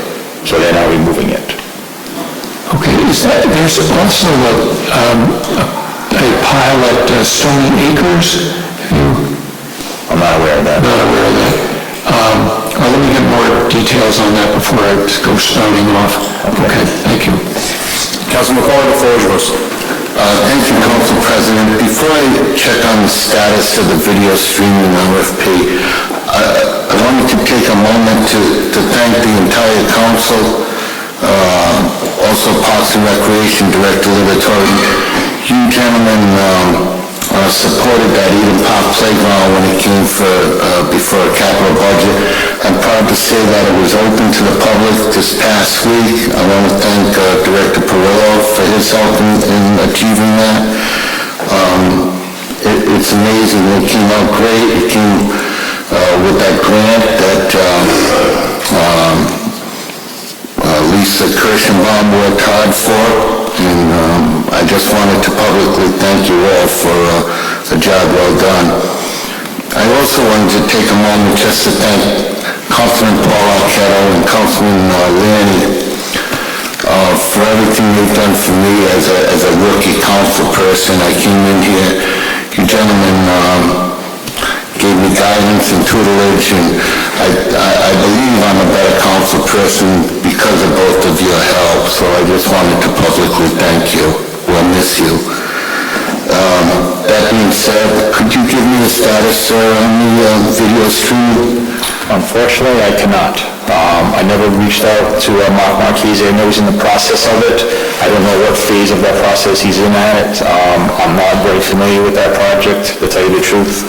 So I'll reach out to him and get back to you this week. That's fine. Thank you, Sorry sir. about that. Councilman, I'll speak to him tomorrow. Thank you, sir. I appreciate that. Councilman Arquette. Thank you, Councilman Farina. Council President, I just have a few words, if you indulge me for a couple of minutes, if that's okay. I just want to say it was a great honor and privilege to serve the citizens of Ward 3 and the people of Cranston for 10 years. I believe I represented the district and the city well over my tenure. The Cranston Police Department was reformed. It's performing much better now than it ever was, from my understanding. The City Council currently helps fund 2 police officers to specifically patrol our schools here in Cranston. The City Council created the first public dog park under my tenure. Sarah Lee's idea, but we helped get it done. Helped restore 2 Civil War cannon that were commandeered by the Royal National Guard, and we returned those cannon to the Sprague Mansion. We helped beautify John Ruggiero Memorial on Dyer Avenue. Myself and Councilman Stichels planted a number of trees there, and my back was out a couple of times. Every summer, this council, and I think John really led the way on that. We kept Bug Pool open. Every summer we found money to get that pool to stay open. For the first time in history, Cranston, Johnson, and Wales will pay the city of Cranston $150,000 a year. I think for the next 7 or 8 years, we had that deal done with Johnson and Wales. We always there to help the Cranston Public Libraries and our schools.